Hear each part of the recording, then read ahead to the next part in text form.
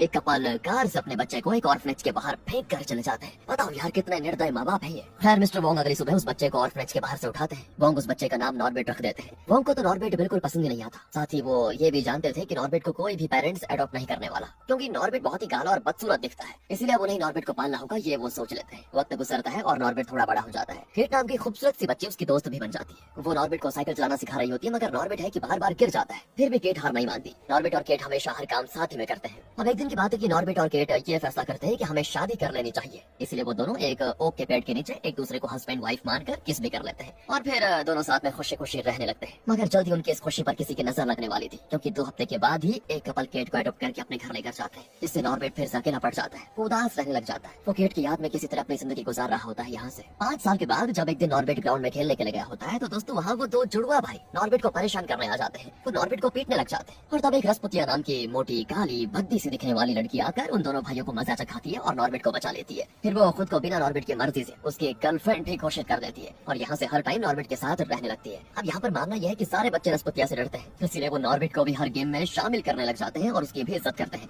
रसपुतिया के डर से, जिससे नॉर्बेट अब खुद को अकेला समझना बंद कर देता है और अब उसके भी फ्रेंड्स और गर्लफ्रेंड है। कुछ दिनों के बाद रसपुतिया नॉर्बेट को अपने घर भी ले जाने लग जाती है। अब क्या है कि रसपुतिया के बिग ब्लैक जैक, ब्लू और आंग नाम के 3 भाई हैं, जो बहुत ही हट्टे कट्टे बॉडी बिल्डर होते हैं। वो पैसों के बदले उस एरिया के सारे लोगों को मारते पीटते हैं। वैसे तो पूरा शहर इन 3 भाइयों से डरता है, लेकिन नॉर्बेट को उन्हीं में अपनी फैमिली दिखने लग जाती है। टाइम के साथ साथ नॉर्बेट काफी बड़ा हो जाता है और वो रसपुतिया के भाइयों के लिए बुक कीपिंग यानी कि हिसाब किताब का काम रखना शुरू कर देता है। कुछ दिनों के बाद नॉर्बेट की शादी रसपुतिया से हो ही नहीं होती। सारे लोग नॉर्बेट के लिए दुखी होते हैं, क्योंकि रसपुतिया बड़े होने के बाद और भी ज्यादा मोटी और बदसूरत हो गई है, क्योंकि रसपुतिया व्हाइट शादी के जोड़े में और भी ज्यादा भयानक लग रही है उन लोगों को। मगर लोग नॉर्बेट के सामने ऐसे बर्ताव करते हैं जैसे रसपुतिया से सुंदर लड़की तो उन्होंने जिंदगी में कभी देखी नहीं। नॉर्बेट कितना लकी है जो उसकी शादी रसपुतिया जैसी सुंदर लड़की से हो रही है, ऐसा उसको वो जताते हैं। अब ये लोग क्रिश्चियन थे तो क्रिश्चियन वेडिंग में तो किस करना एक रिचुअल होता है, मगर रसपुतिया का भयानक सा चेहरा देखकर पिद्दी सा नॉर्बेट उसे किस करने की हिम्मत नहीं जुटा पाता। तो रसपुतिया खुद ही जबरदस्ती नॉर्बेट को किस करने लग जाती है और बहुत देर तक छोड़ने का नाम नहीं लेती। शहर वालों को नॉर्बेट के लिए बहुत ही बुरा लगा होता है, मगर रसपुतिया के भाई तो खुशी में ताली बजा रहे होते हैं कि हमारी बहन की लव मैरिज हो गई है। वहीं वोंग के लिए तो ये सब किसी हॉरर शो से कम नहीं होता। शादी के फंक्शन में रसपुतिया के तीनों भाई नॉर्बेट को धमकाते भी हैं कि अगर गलती से भी तुमने कभी मेरी सिस्टर को परेशान किया, उसकी आंखों में आंसू आए या वो उदास हुई, तो समझ लेना नॉर्बेट तेरी आखिरी सांस आ गई है, हम तुझे छोड़ने वाले नहीं है। इतना डराने धमकाने के बाद वो नॉर्बेट से कहता है कि वेलकम टू द फैमिली नॉर्बेट, और वो बेचारा डरते डरते थैंक यू भी कह देता है। इसके बाद मिस्टर वोंग, जिन्होंने अपने ऑर्फनेज में नॉर्बेट को पाल पोस कर बड़ा किया था, वो माइक में सभी से कहते हैं कि मैंने ही नॉर्बेट को पाला है, मैं उसके लिए फादर फिगर हूँ।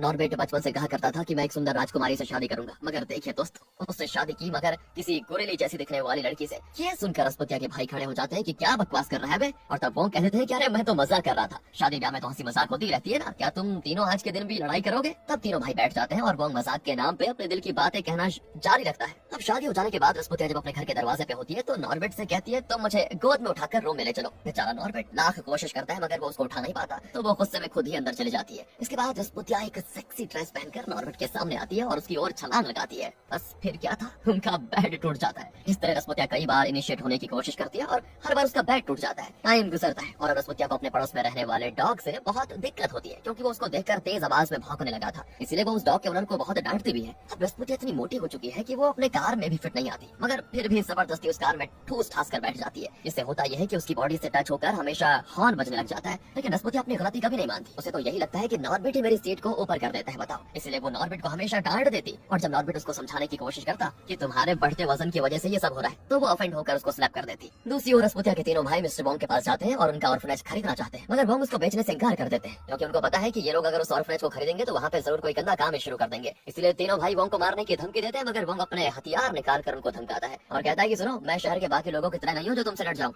ये सब देखकर तीनों भाई वहाँ से खड़े होते हैं, क्योंकि ये वोंग बिल्कुल सनकी टाइप का इंसान है, कुछ भी कर सकता है। इसके बाद हम एक डांस क्लास देखते हैं, जहाँ बाकी लड़कियों के साथ रसपुतिया ने भी डांस क्लास ज्वाइन किया है। दरअसल वो अपना वेट लूज करना चाहती है। रसपुतिया काफी हद तक प्रैक्टिस करती है, मगर वो थक जाती है। फिर वो डांस टीचर को ऑफर देती है कि काम कीजिए, आप मुझे मेरे घर में आकर डांस सिखाइए। तो ठरकी टीचर भी इसके लिए मान जाता है और कहता है कि अरे आप जो कहोगे मैं वो कर दूंगा, पर क्या बदले में आप अपने भाई से कहकर मुझे कुछ पैसे दिलवा सकती है। वो क्या है ना, मुझे अपने डांस क्लास की वीडियो बनवानी है ताकि मुझे इंटरनेशनल क्लाइंट्स भी मिल सके। अब अगले दिन जब नॉर्बेट काम से थोड़ा जल्दी घर आ जाता है तो उसे कमरे से अजीब अजीब आवाजें आ रही होती है, और जब वो कमरे में जाता है तो अपनी वाइफ रसपुतिया को डांस टीचर के साथ इंटीमेट होते हुए देख लेता है। मगर डांस टीचर झूठ बोल देता है कि मैं तो बस बिना कपड़ों के इनको डांस सिखा रहा था ताकि मेरे एक मसल्स को रसपुतिया देख सके, बस और ज्यादा कुछ नहीं। और मेरा प्लान ये था कि मेरे मसल्स को देखकर इसके अंदर पतली होने का मोटिवेशन आ जाए, इसीलिए मैं यहाँ पर इस तरह बैठा हुआ हूँ। दोस्तों, ये कहने के बाद डांस टीचर वहाँ से भाग तो जाता है, पर फिर रसपुतिया ऐसे बिहेव करती है जैसे कुछ हुआ ही ना हो। वो साफ साफ इंकार कर देती है और कहती है मैं तो डांस टीचर के साथ इंटीमेट हुई नहीं, तुम फालतू की बातें क्यों कर रहे हो। जबकि नॉर्बेट ने तो ये अपनी आंखों से देखा था यार, वो आंखों देखी बात को भी झुठला रही होती है। देती है, जिससे नॉर्बिट बहुत ही दुखी होता है और अपनी वाइफ को गाली दे देता है, जिससे गुस्से में रस्पुतिया उसको मारने के लिए दौड़ने लग जाती है। उसके रास्ते में जो कुछ भी आता है वो उसको तोड़ते फोड़ते नॉर्बिट के पीछे भाग जाती है, मगर नॉर्बिट बड़ी मुश्किल से बचकर भागने में कामयाब हो जाता है। रास्ते में वो अपनी वेडिंग रिंग उतार कर गुस्से में फेंक देता है कि नहीं चाहिए ऐसी शादी, क्योंकि अभी तक रस्पुतिया उसको मारती पीटती आई है, बेइज्जती करती भी आई है, उसको मैनिपुलेट करती थी और आज तक वो सब बर्दाश्त कर रहा था, मगर चीटिंग तो नॉर्बिट से बर्दाश्त नहीं हुई दोस्तों, इसलिए वो भाग गया आज। तो फिर रात को नॉर्बिट ऑर्फनेज में पपेट शो करने के लिए चला जाता है ताकि बच्चों के साथ थोड़ा टाइम स्पेंड करके अच्छा फील हो। पर खुशनसीबी से वहाँ उसे अपनी चाइल्डहुड फ्रेंड केट मिल जाती है। इतने सालों के बाद नॉर्बिट केट को देखकर खुशी से पागल हो रहा होता है। नॉर्बिट जब केट से बात करता है तो उसे पता चलता है कि केट ने अपने अटलांटा के क्लोथिंग बिजनेस को बेच दिया है और अब उन्हीं पैसों से इस ऑर्फनेज को खरीदने वाली है। वैसे भी मिस्टर वोंग ने अपनी पूरी जिंदगी अनाथ बच्चों को पालने में लगा दी है और अब वो काफी बूढ़े भी हो गए हैं और वो रिटायर होकर अपने हॉबीज को पूरा करना चाहते हैं, इसीलिए अगर ऑर्फनेज किसी अच्छे हाथों में गया तो बढ़िया ही रहेगा। इसके बाद नॉर्बिट और केट एक साथ उस ऑर्फनेज के सामने वाले ओक ट्री को देखते हैं और उन्हें याद आ जाता है कि हाँ, इसी पेड़ के नीचे बचपन में हमने एक दूसरे को हस्बैंड वाइफ मान लिया था। फिर केट वापस शहर चले जाती है और वो ट्यूसडे को वापस आने वाली है, इसीलिए नॉर्बिट बड़ी बेसब्री से ट्यूसडे का इंतजार करने लग जाता है। ट्यूसडे को डांस टीचर फिर से उसके घर पर आता है, तो इस बार नॉर्बिट खुद उसे कहता है कि फ्रिज में बियर रखी हुई है, तुम एंजॉय करो और आराम से डांस सिखाओ। ये देखकर डांस टीचर को बड़ा अजीब भी लगता है। इसके बाद नॉर्बिट रेस्टोरेंट में जाता है, मगर वहाँ उसकी खुशी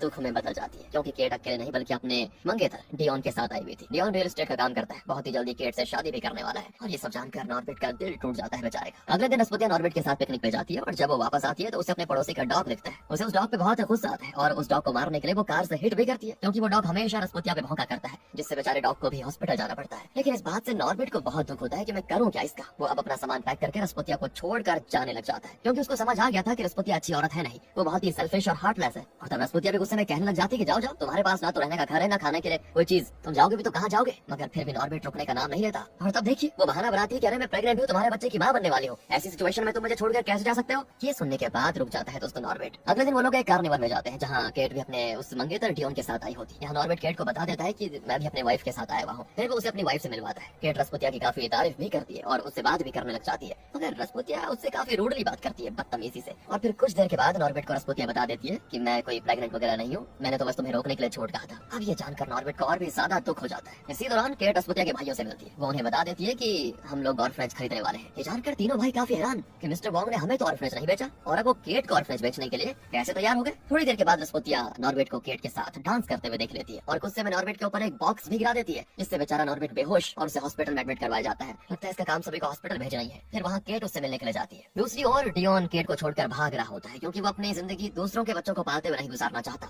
मतलब उसको नहीं पसंद कि वो ऑर्फनेज चलाए। तभी रस्पुतिया के तीनों भाई आकर उसे रोक लेते हैं और जब उसे डियोन की सच्चाई पता चलती है तो वो उसे खुद में मिला लेते हैं और ऑर्फनेज की जगह पर बार बनाने का प्लान बनाते हैं। वो बस किसी तरह से केट से ट्रांसफर पेपर्स पे साइन करवाने के लिए डियोन से कह देते हैं और डियोन भी मान जाता है। इसलिए उसी रात डियोन केट को अपने आने वाले संडे को ही शादी करने के लिए मना लेता है। अगले दिन केट ने नॉर्बिट को वाटर पार्क पर बुलाया होता है, मगर रस्पुतिया नॉर्बिट को पीछे से पकड़ लेती है और खुद भी उसके साथ चली जाती है। और फिर यहाँ अकेले में रस्पुतिया केट के पतले होने का बहुत ही मजाक उड़ाती है, जबकि उसे खुद पता होता है कि मैं इतनी मोटी हूँ, मैं कभी केट की तरह नहीं हो सकती। उल्टा वो जानबूझकर केट का मजाक उड़ाती है, जबकि आज तक केट ने कभी भी रस्पुतिया का मजाक नहीं उड़ाया था। वो तो उसे ब्यूटीफुल कहा करती थी। आगे रस्पुतिया केट की देखा देखी स्लाइड करने के लिए जाती है और वाटर पार्क में तबाही मचा देती है। पता है दोस्तों, जब रस्पुतिया देखती है ना कि केट स्लाइड बार में स्लाइड कर रही है और नॉर्बिट उसको देख रहा है, तो वो भी स्लाइड करने के लिए चली जाती है, मगर वहाँ पे इंस्ट्रक्टर बताती है कि 300 पाउंड की वेट लिमिट है। और जब रस्पुतिया झूठ बोल देती है कि मैं तो सिर्फ 165 पाउंड की हूँ, इंस्ट्रक्टर तो देखकर ही समझ जाती है कि रस्पुतिया झूठ बोल रही है, मगर वो भी क्या करे, उसको स्लाइड करने के लिए मान लेती है। वो जिसे होता है कि पहले तो पूरा स्लाइडर हिलने लग जाता है और जब स्लाइड करती है तो स्लाइड करते हुए लकड़ी की बॉल को तोड़ते हुए किड्स सेक्शन के पूल में गिर जाती है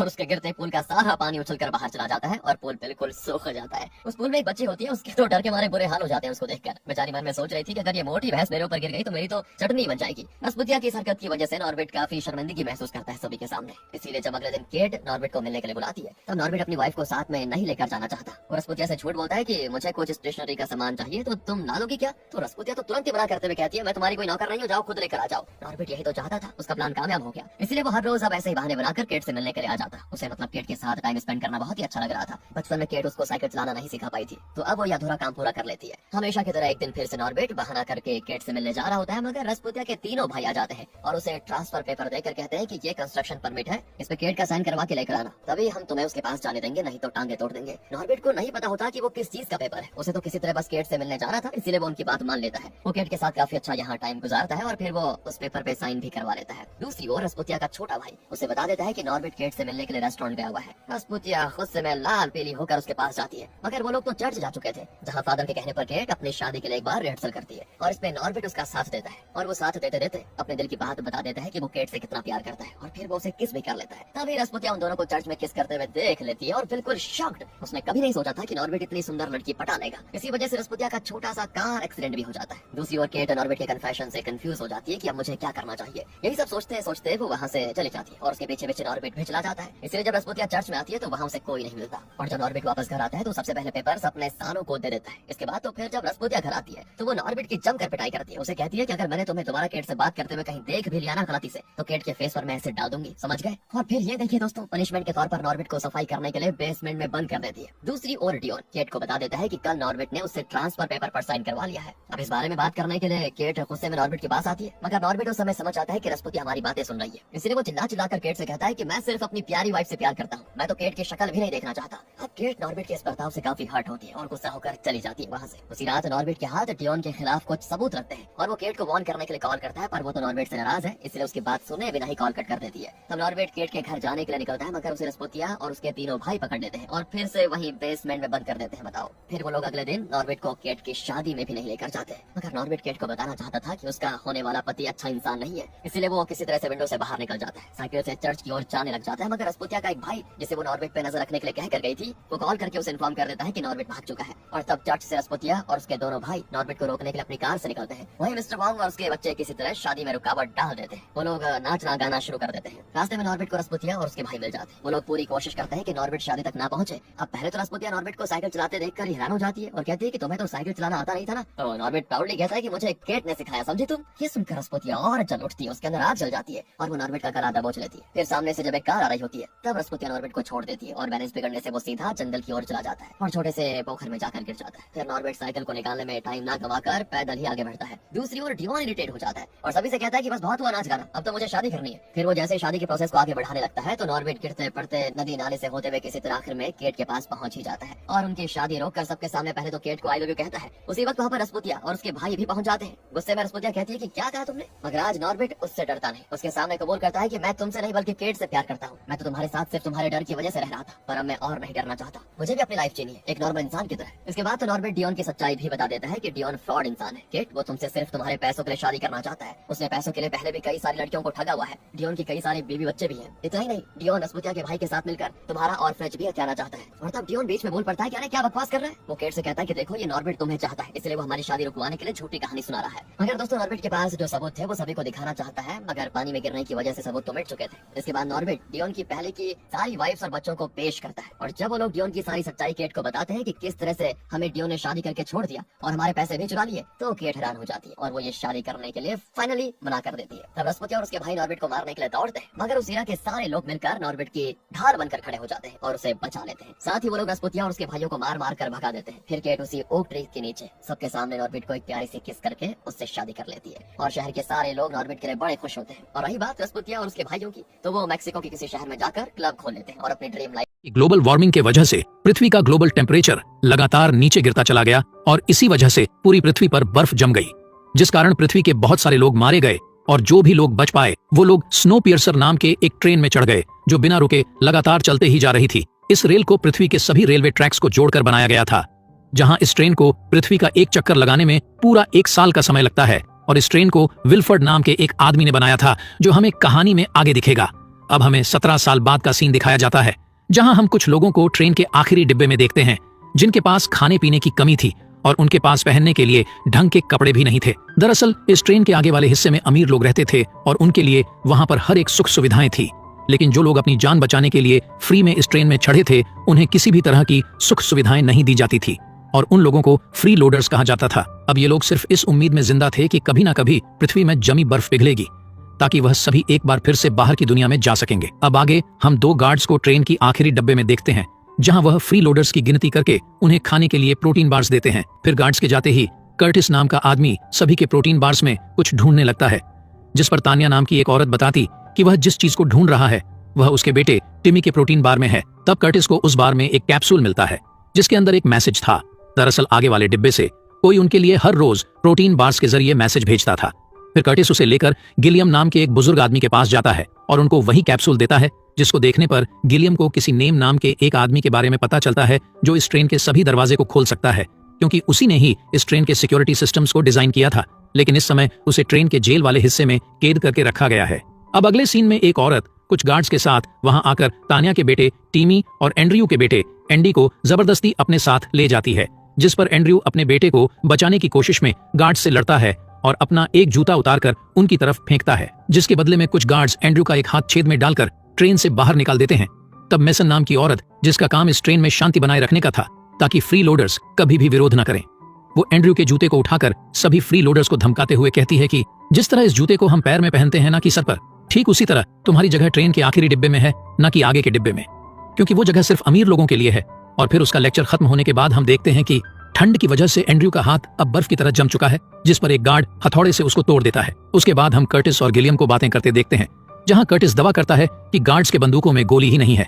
दरअसल काफी दिनों से ऐसी अफवाह फैली थी कि पिछले विरोध में ही गार्ड्स के सभी गोलियां खत्म हो चुकी हैं।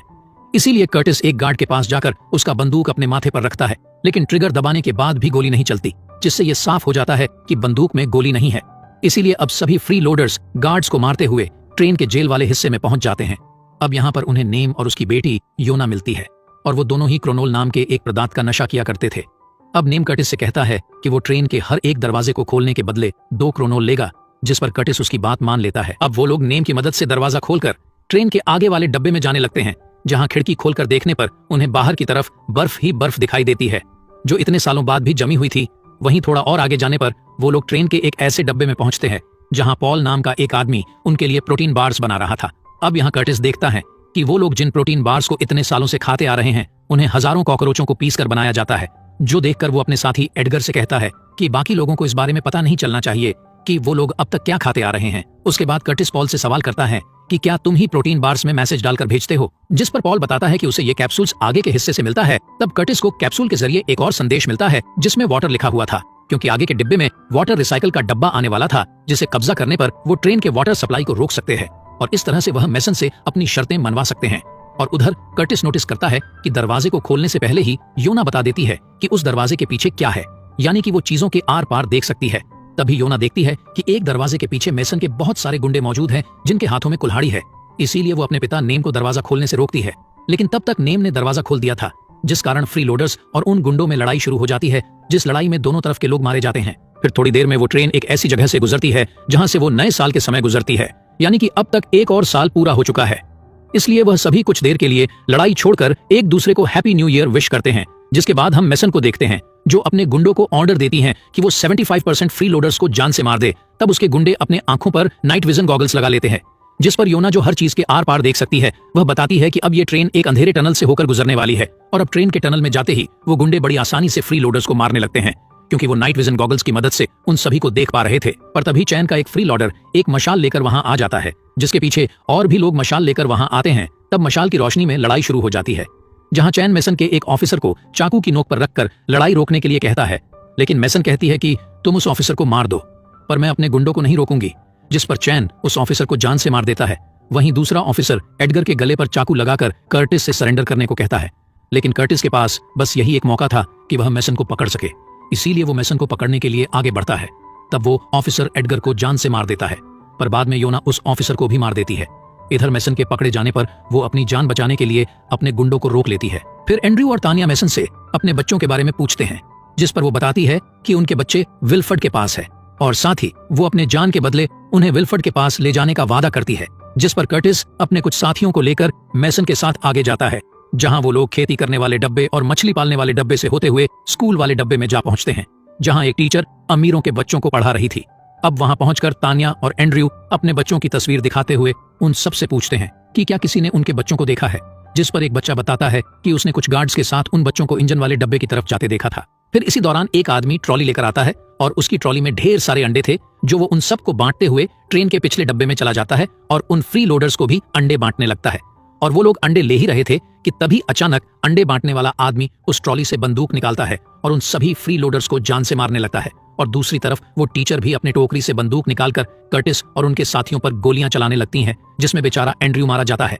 तब चैन उस टीचर की तरफ चाकू फेंककर उसे भी जान से मार देता है। और तभी ट्रेन के टीवी पर कर्टिस देखता है कि गार्ड्स के इंचार्ज ने गिलियम को जान से मार दिया है, जो देखकर वो गुस्से में मेसन को गोली मारकर खत्म कर देता है। फिर कर्टिस और उसके साथी आगे जाते हैं और वो लोग एक ऐसे डिब्बे में पहुंच जाते हैं जिसे खोलने में नेम को काफी समय लग जाता है, जिस कारण कुछ गार्ड्स और उनके इंचार्ज वहां पहुंचकर उन पर गोलियां चला देते हैं, जिसमें कर्टिस, नेम और योना को छोड़कर बाकी सभी साथ मारे जाते हैं। और साथ ही वो इंचार्ज और उसके गार्ड्स भी मारे जाता है। जिसके बाद कर्टिस, नेम और योना ट्रेन के इंजन वाले डिब्बे के पास पहुंच जाते हैं, लेकिन नेम उस दरवाजे को खोल नहीं पाता, जिसके कारण कर्टिस गुस्से में दरवाजे पर लात घुसा मारने लगता है। और कुछ देर बाद विल्फर्ड की असिस्टेंट आकर कर्टिस को अपने साथ ले जाती है, क्योंकि विल्फर्ड कर्टिस से मिलना चाहता था। और तभी हम विल्फर्ड पहली बार देखते हैं, जो बताता है कि कैप्सूल के जरिए कर्टिस को संदेश भेजने वाला कोई और नहीं बल्कि खुद विल्फर्ड ही था, क्योंकि वो चाहता था कि लोग विद्रोह करें ताकि इस विद्रोह में अमीर और गरीब दोनों तरफ के लोग मारे जाएं, ताकि इस ट्रेन में संतुलन बने रहे। और अब तक जितने भी विद्रोह हुए हैं उन सब में उसी का ही हाथ था।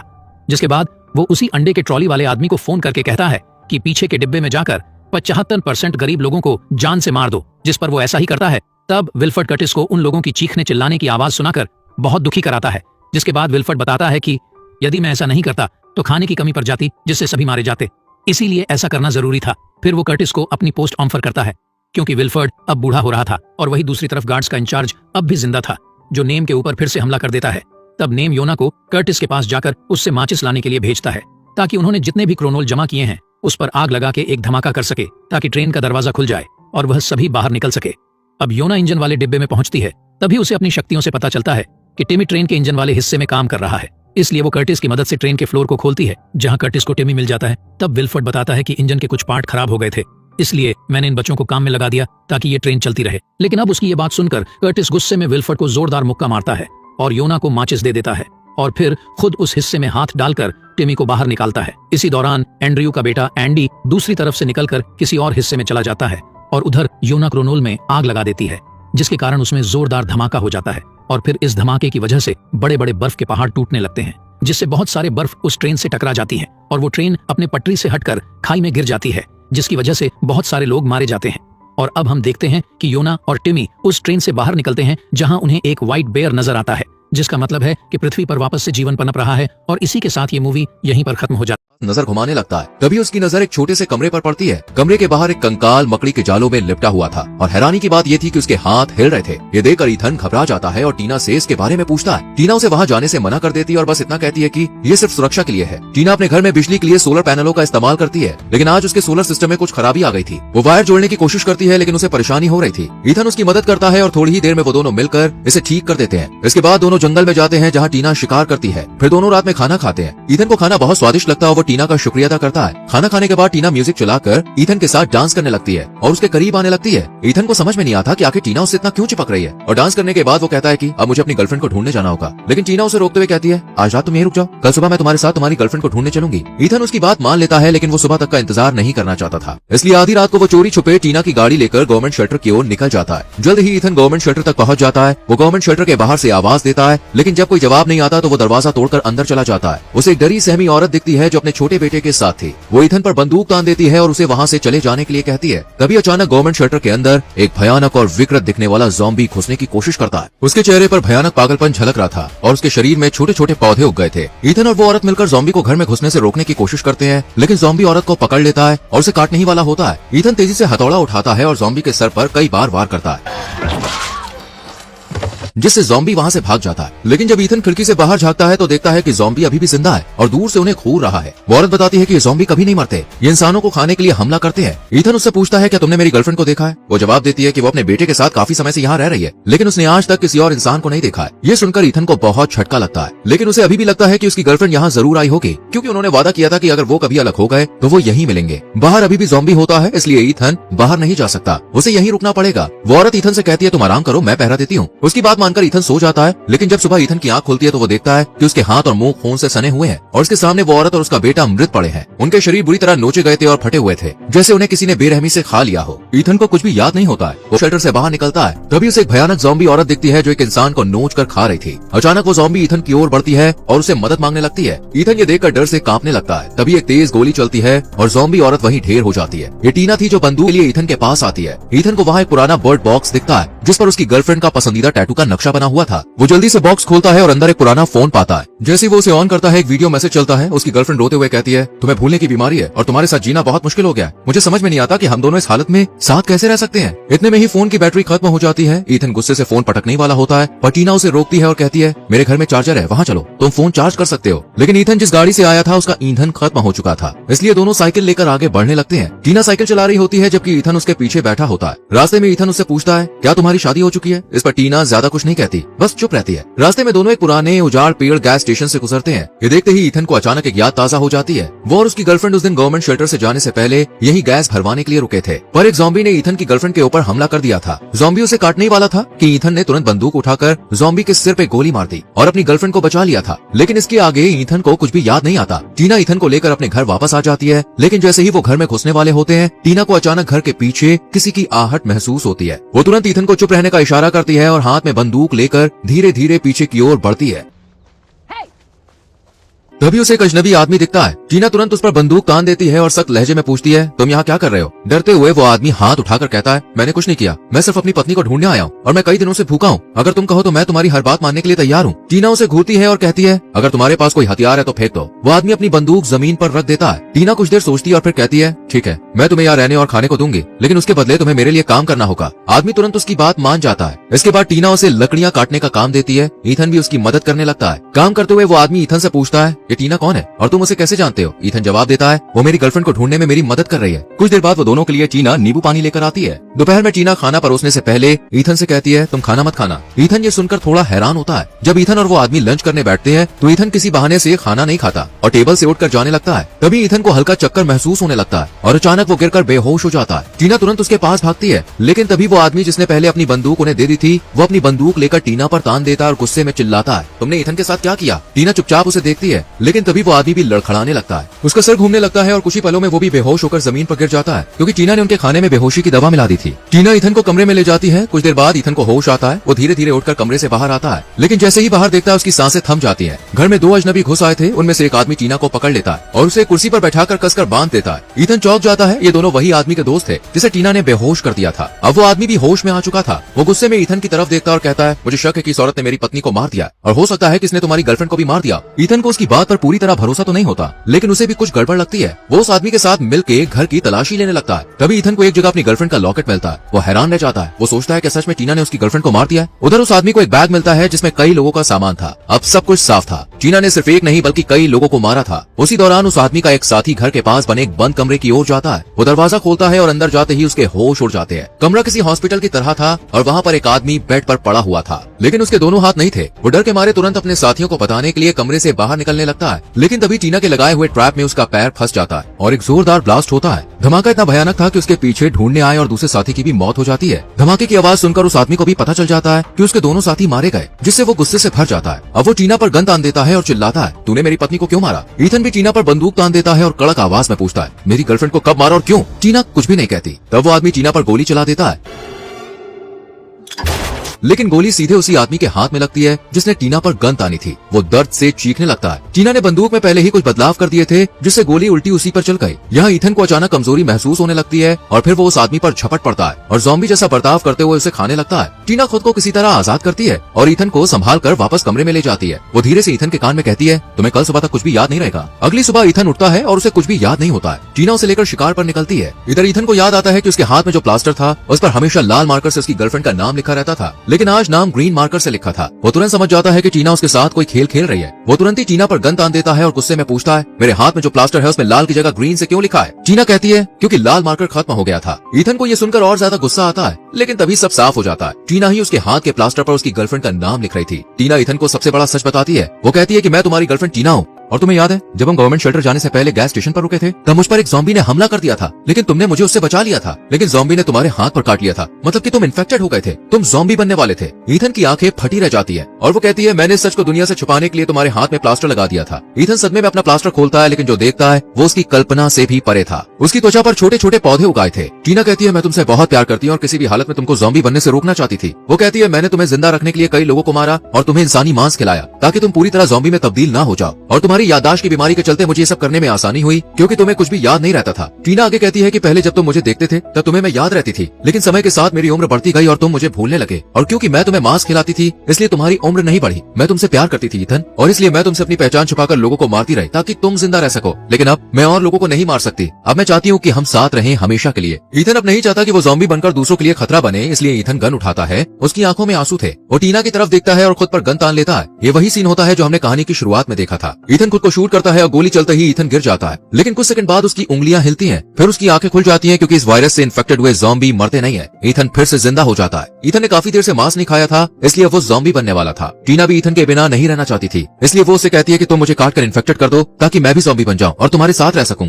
ईथन उसकी बात मानकर उसको काट लेता है और फिर ईथन और टीना दोनों ज़ॉम्बी बन जाते हैं। अब वो दोनों ज़ॉम्बी बनकर हमेशा साथ रहने वाले थे और इसी के साथ मूवी खत्म हो जाती है। दोस्तों, अगर आप ईथन की जगह होते तो क्या करते? खुद को खत्म कर लेते या फिर ज़ॉम्बी बनकर जीते? इस पर अपनी राय कमेंट सेक्शन में जरूर दें। वीडियो को लाइक और शेयर करके चैनल को सब्सक्राइब करें और बेल आइकॉन प्रेस करें ताकि आने वाली मूवीज एक्सप्लेनेशन आपसे मिस ना हो। मिलते हैं अगली वीडियो में। Till then bye bye, take care. समझा रहे होते हैं कि कैसे जंगल में रहा जाता है बेटा। इसी चीज को याद करके जे खुद को लायन के रूप में ढाल देता है और ये देखकर सारे बच्चे खुश और वो भी अपने जानवर वाले रूप में आकर जंगल में घूमना शुरू कर देते हैं। अब क्लास के बाद जे के कमरे में एक स्टूडेंट आता है जिसका नाम ब्रैंडन है और वो एक बाइसन है। ये तीनों एक साथ एक ही रूम में रहेंगे जिसमें ब्रैंडन, जे और लिली शामिल है और रूममेट होने की वजह से तीनों में बहुत गहरी दोस्ती भी हो जाती है। अब जे अपने दोस्तों के साथ जब कैंटीन में होता है तभी उसको जेफरी दूसरे स्टूडेंट्स को परेशान करते हुए दिखाई देता है। जेफरी के 4 दोस्त हैं जो चारों भेड़िया हैं और जो भी कमजोर जानवर हैं उनको वो बुली करते हैं जैसे स्कूल में होता है। दोस्तों, ये देखकर जे को बड़ा गुस्सा आता है तो वो जेफरी के पास आकर कहता है दूसरे जानवर को परेशान करना रूल के खिलाफ है, तुम्हें पता नहीं है क्या? और तुम रूल तोड़ तो नहीं सकते, समझे? जेफरी को गुस्सा आ जाता है कि कल का लौंडा मुझे समझा रहा है और वो कहता है कि तू अकेला लायन हम 4 भेड़ियों पर भारी नहीं पड़ सकता, हम तुझे यहीं खा जाएंगे, समझे? जे और जेफरी दोनों एक दूसरे के ऊपर दहाड़ना शुरू कर देते हैं, लेकिन इससे पहले कि भेड़िए और शेर के बीच लड़ाई हो पाती एक टीचर आकर उनकी लड़ाई रुकवा देती है, ये कहते हुए कि आइंदा कभी क्लास के बाहर लड़ाई की तो अच्छा नहीं होगा दोनों के लिए। अगले दिन लड़ाई की क्लास होती है। सारे स्टूडेंट्स प्रैक्टिस करने क्लास में आ जाते हैं जहाँ टीचर सबसे पहले एक लड़की जो की भालू है उसकी लड़ाई ब्रैंडन से करवा देती है। लड़ाई का नियम यही होगा कि एक दूसरे की जान नहीं लेनी है और ना ही जानलेवा हमला करना है, बस एक प्रैक्टिस होगी ताकि असली लड़ाई के दौरान प्रैक्टिस में सीखे गए मूव्स का इस्तेमाल किया जा सके। पर इस लड़ाई में ब्रैंडन हार जाता है तो अब भालू से लड़ने के लिए जे को बुलाया जाता है। वो इस बार भी खुद को लायन बनने की कोशिश करता है लेकिन कई कोशिशों के बाद भी असफल रहता है। तो एंड्रयू उसके पास आकर उसको एक छोटी सी पोटली देता है और जैसे ही जे उसको स्मेल करता है ना उसको अजीब सी फीलिंग्स आती है और वो तुरंत ही लायन में बदल जाता है। एक्चुअली उस पोटली में माउंटेन लायन के मलमूत्र भरे हुए थे ताकि उन्हें स्मेल करके जे को ऐसा लगे कि वो अभी भी बाकी लायंस के साथ मौजूद है। इसी वजह से जे आसानी से भालू को हरा देता है। अब एंड्रयू वो पोटली जे को देते हुए कहता है कि सुनो, ये तुम अपने पास ही रख लो, जो तुम्हें लाइन बनने में मदद करेगा। साथ ही मैं तुम्हें खुद पर्सनली ट्रेनिंग भी देना चाहता हूँ ताकि तुम्हें मजबूत बना सको। क्या तुम बनना चाहोगे मेरे स्टूडेंट? ये सुनकर जे बड़ा खुश होता है कि सीनियर लायन मुझे ट्रेनिंग देगा तो काफी अच्छी बात होगी। अब एंड्रयू के जाने के बाद वहाँ पर जेफरी आता है। वो जैसे कहता है कि पिछली बार तो लड़ाई नहीं हो पाई थी, आज रात जंगल में तेरा इंतजार करूंगा, जिगरा है तो लड़ने के लिए आ जाना। जे को बहुत गुस्सा आता है कि मैं एक माउंटेन लायन और ये भेड़िया मुझे धमकी देकर चला गया, इसे बताऊंगा मैं, और यही चीज उससे बर्दाश्त नहीं होती, इसीलिए वो चैलेंज एक्सेप्ट कर लेता है उसका। लेकिन जब रात को जे लिली और ब्रैंडन के साथ उस लड़ाई वाली जगह पर आता है तो उसे अकेला जेफरी नहीं बल्कि उसके तीनों दोस्त भी दिखाई देते हैं जिसने अकेले ही लड़ाई में अपने तीनों दोस्तों को भी शामिल कर लिया था। जे अकेला और सामने 4 भेड़िए उस पर चारों तरफ से हमला कर रहे होते हैं। इस वजह से जे शुरुआत में तो डट कर मुकाबला करता है लेकिन धीरे धीरे करते हुए उसकी हिम्मत जवाब दे जाती है। उसकी जान खतरे में देखकर ब्रैंडन खुद को वाइसन के रूप में ढाल लेता है और जेफरी और उसके दोस्तों के बीच कूद कूद कर उन सभी को वहां से भगा देता है जिससे जे की जान तो बच जाती है। दोस्तों, अगले दिन एंड्रयू जे को ड्राइव पर लेकर जाता है जहाँ रास्ते में वो उससे कहता है कि देखो, कल रात तुम्हारे और जेफरी के बीच जो कुछ भी हुआ मुझे उसके बारे में सब पता चल गया है। तुम एक माउंटेन लायन हो जो भेड़ियों को बिना किसी मदद के हरा सकता है, तुम्हें बाइसन की जरूरत नहीं पड़नी चाहिए थी। जे कहता है कि अकेले 4 को हराना इतना आसान नहीं होगा। तब एंड्रयू बताता है कि अभी तो शुरुआत है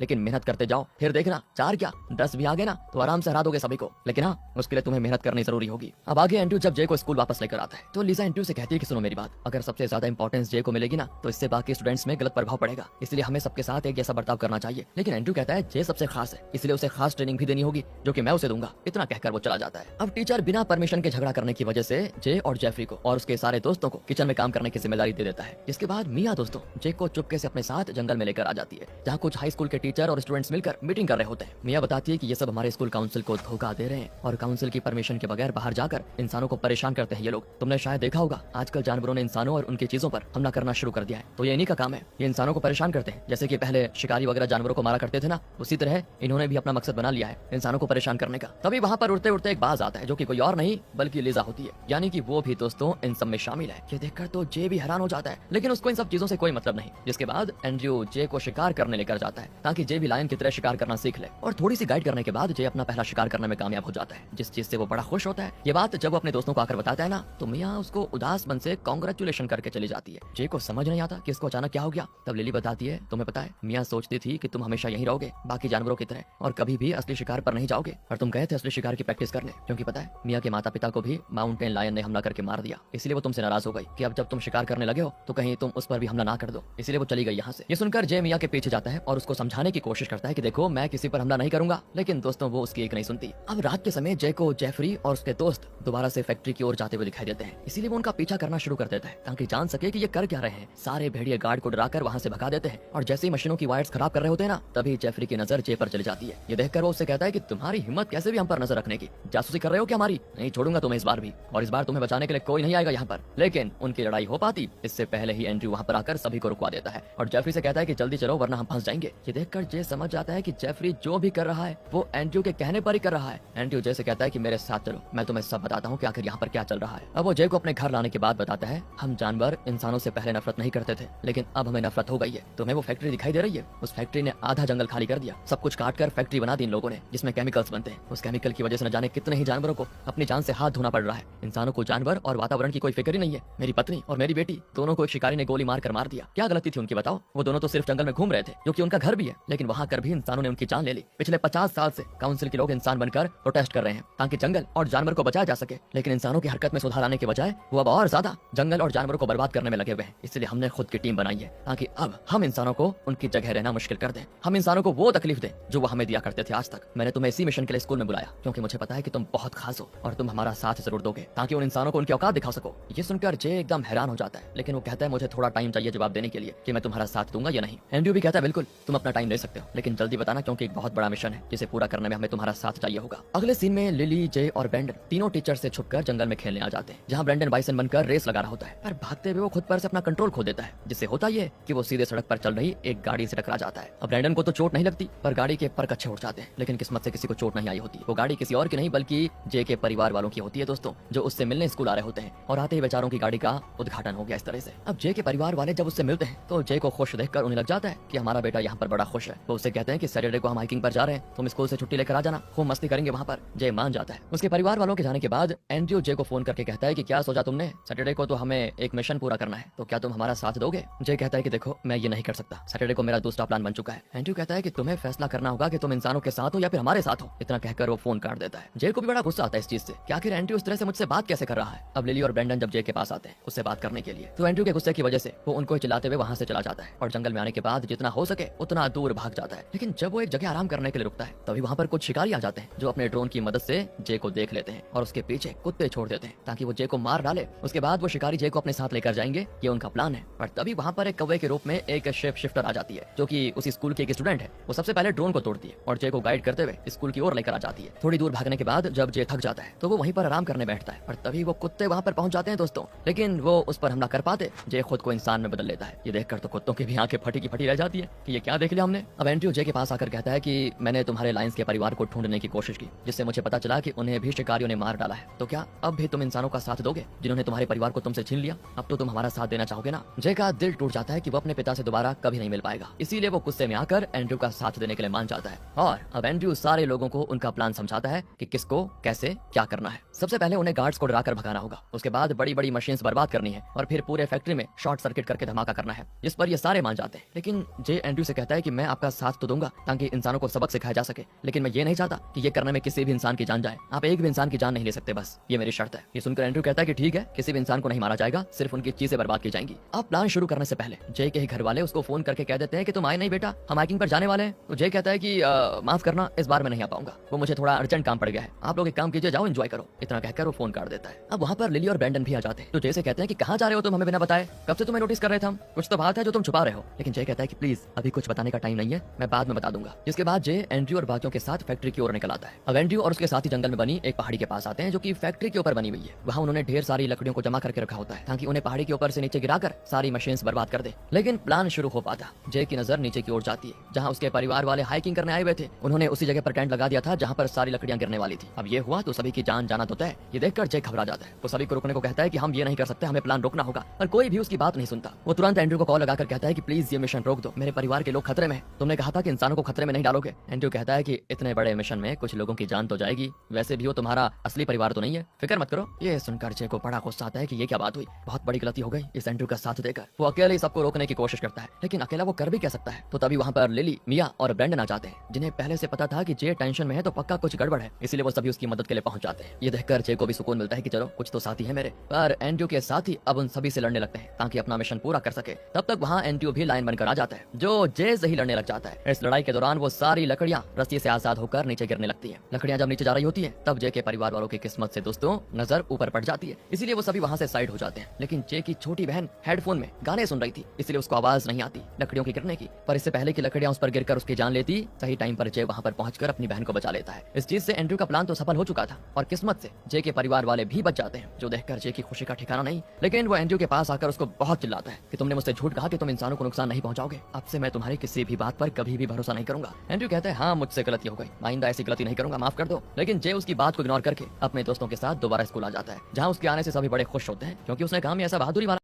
अभी जन्मने बच्चे के अंदर केविन की आत्मा आ चुकी है, जिसे ओल्गा और जेम्स दोनों घर के अंदर लेकर जाते हैं और अपने बच्चे की तरह उसको प्यार करने लगते हैं। बेचारा केविन कह रहा होता है ऊपर वाले किस गलती की सजा दे रहा है मुझे, एक बच्चा बना दिया मुझे, क्या बिगाड़ा था मैंने। अब केविन एकदम से छोटा है दोस्तों, तो उसकी आवाज तक नहीं निकलती, वो बता भी नहीं पाएगा किसी को कि वो एक अंडरकवर एजेंट है बल्कि कोई बच्चा नहीं। अब ऐसे बच्चे के शरीर में रहते रहते करीब 1 साल गुजर जाता है और अब थोड़ा थोड़ा केविन बोलने भी लगता है। जेम्स अपने बेटे से कहता है कि तुम तो एक महान पुलिस ऑफिसर के बेटे हो, बड़े होकर भी मेरी तरह बनोगे ना, चलो बेटा कहो मेरे साथ कि मेरे पापा हीरो हैं। तो केविन कहता है मेरे पापा लूजर हैं, और ये सुनकर जेम्स हो जाता है बेहोश कि 1 साल का बच्चा इतने अच्छे से कैसे बोल सकता है। अब रात को जब जेम्स को होश आता है ना, तो वो फिर से अपने बेटे के पास जाकर देखता है कि ये सच में बोलता है क्या। तो केविन कहता है कि अबे बकलोल ऐसे क्या घूर रहा है, खा जाएगा क्या मुझे। और यहाँ जेम्स की फिर से हालत खराब, और वो जैसे ओल्गा को उठाने वाला होता है तो केविन कहता है अबे तू पागल हो गया है क्या, हार्ट अटैक देगा क्या अपनी पत्नी को, मर जाएगी मुझे ऐसे देखकर। जेम्स फिर जल्दी से केविन को बाथरूम में लॉक कर देता है और बाथरूम में गर्म पानी में उसको डालते हुए कहता है कि चल अब बता तू है कौन, तू ऐसे कैसे बोल सकता है। तो केविन कहता है कि मैं वही गाड़ी वाला बंदा हूँ जिसे तेरी बेवकूफियों की वजह से गोली खानी पड़ी थी, मेरी हालत का जिम्मेदार कमअकल के इंसान तू ही है। तब जेम्स कहता है तू यहाँ है तो मेरा बेटा किधर है। तो केविन कहता है मुझे क्या पता, कहीं वो मेरे शरीर में तो नहीं घुस गया, लेकिन हाँ मेरी नजर में एक इंसान है जो मुझे ठीक कर सकती है, इसलिए हमें उसके पास जाना चाहिए। जिसके पास वो और जेम्स उसी फॉर्च्यून टेलर के पास आ जाते हैं। तो केविन कहता है कि बुढ़िया सच सच बता, तूने श्राप दिया था ना मुझे, इसकी वजह से मेरी ये हालत हो गई है, जल्दी से मुझे ठीक कर दे और कोई तरीका बता। तो बुढ़िया कहती है अगर तुझे खुद को ठीक करना है तो जा और ड्रैगन को ढूंढ और उसके अंदर अपनी उंगली घुसेड़ दे, तू ठीक हो जाएगा। केविन तो हैरान कि क्या बोल रही है, बड़ी अश्लील बुढ़िया है ये। जेम्स कहता है कि मुझे मेरा बेटा कहाँ मिलेगा, अगर केविन की आत्मा इसमें है तो मेरे बच्चे की आत्मा कहाँ चली गई। जिस पर बुढ़िया कहती है उसी हॉस्पिटल में जहाँ तेरा बेटा जन्म लिया था। सुनकर जेम्स तुरंत हॉस्पिटल आता है, जहाँ केविन को गोली लगने के बाद से ही वो पागल हो गया था। तो हॉस्पिटल वालों ने उसे वहीं पर एडमिट किया होता है, लेकिन असल में वो पागल नहीं हुआ था, बल्कि केविन और जेम्स के बेटे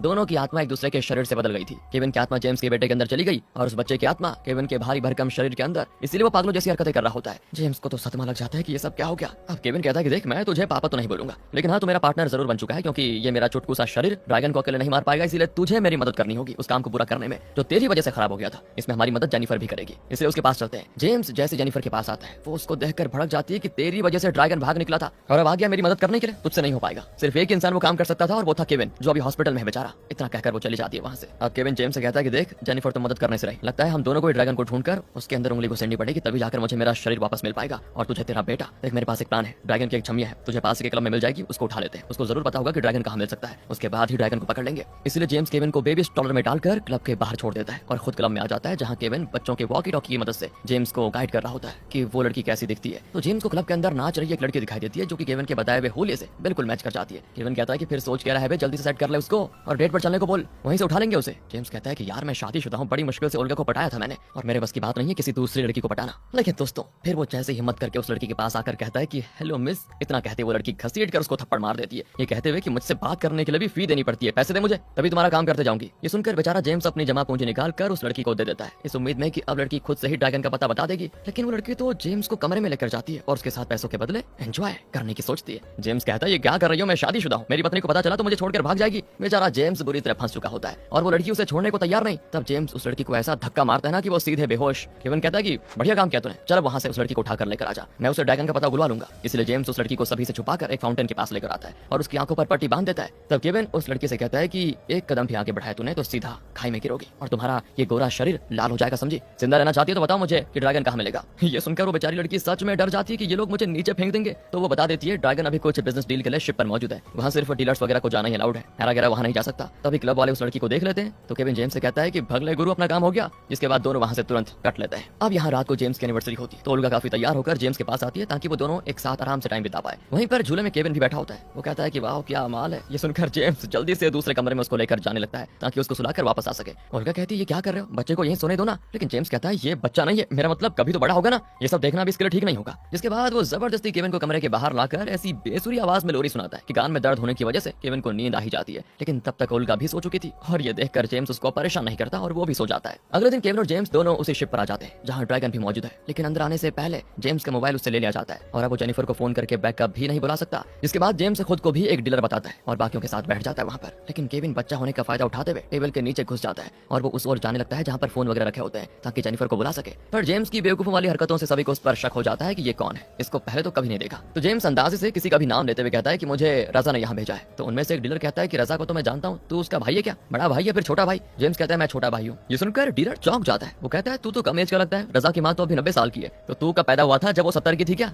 और ये सुनकर जेम्स के पसीने छूट जाते हैं कि हो गया काम, फंस गया मैं। तो वो उन डीलर में से ही एक को फंसाते हुए कहता है कि मैं यहाँ ड्रैगन को मारने आया हूँ और इस डीलर ने मुझे यहाँ पैसे दिए थे मारने के लिए। ये सुनकर तो अब सारे डीलर्स के बीच झगड़ा शुरू हो जाता है, सभी एक दूसरे को मारने लगते हैं। तो वही मौके का फायदा उठाकर ड्रैगन वहां से भागने की कोशिश करता है, पर जब जेम्स उसके पीछे जाता है तो ड्रैगन के गुंडे उससे लड़ने लग जाते हैं। बेचारा जेम्स उन गुंडों के हाथों बहुत मार खाता है और मार खा खाकर उसकी हालत हो जाती है खराब। लेकिन जब उसके कोट में लगा हुआ फूल जमीन पर गिरता है और उस पर बदमाश पैर रख देते हैं तो जेम्स का खून खौल जाता है कि अब मैं इनको नहीं छोड़ूंगा। मुझे इतनी मार खा रहा था, उससे भी भयंकर तरीके से सभी बदमाशों की धुलाई कर देता है। तब तक वहाँ केविन भी आ जाता है जो ड्रैगन को पकड़ लेता है। लेकिन उसकी और जेम्स की मेहनत पूरी तरह से हो जाती है बर्बाद, क्योंकि जिस ड्रैगन को उन्होंने पकड़ा था वो असली नहीं होता, बल्कि एक एक्टर को ड्रैगन का नकली चेहरा दे दिया गया था जिसे असली समझकर इन्होंने पकड़ लिया। वो एक्टर कहता है मुझे माफ कर दो, लेकिन मैं सच कह रहा हूँ, ड्रैगन को मैंने खुद भी अपनी आंखों से कभी नहीं देखा। वो कहता है कि ड्रैगन के बंदे आते हैं और जो जरूरत का सामान होता है वो दे जाते हैं। ड्रैगन को जो भी डायलॉग कहने होते हैं वो मुझे मोबाइल पर भेज दिया करता है, इसलिए मैं कभी उसकी रियल आइडेंटिटी को नहीं जान पाया। अब ये सुनने के बाद जेम्स और केविन के गुस्से का ठिकाना नहीं होता कि अब हम कहाँ ढूंढेंगे ड्रैगन को। लेकिन उनके पास वो फोन जरूर आ चुका है जिसमें ड्रैगन डायलॉग भेजा करता है। तो दोस्तों अब इस फोन की मदद से ये ड्रैगन तक पहुंच सकते हैं, बस एक बढ़िया प्लान बनाने की जरूरत है। अब इतना बड़ा मुश्किल काम करने से जेम्स को भूख लग जाती है, इसलिए वो ड्रैगन की मीटिंग से चुराए हुए चॉकलेट्स खा लेता है। उसे ऐसा लग रहा था कि उसने चॉकलेट खाए,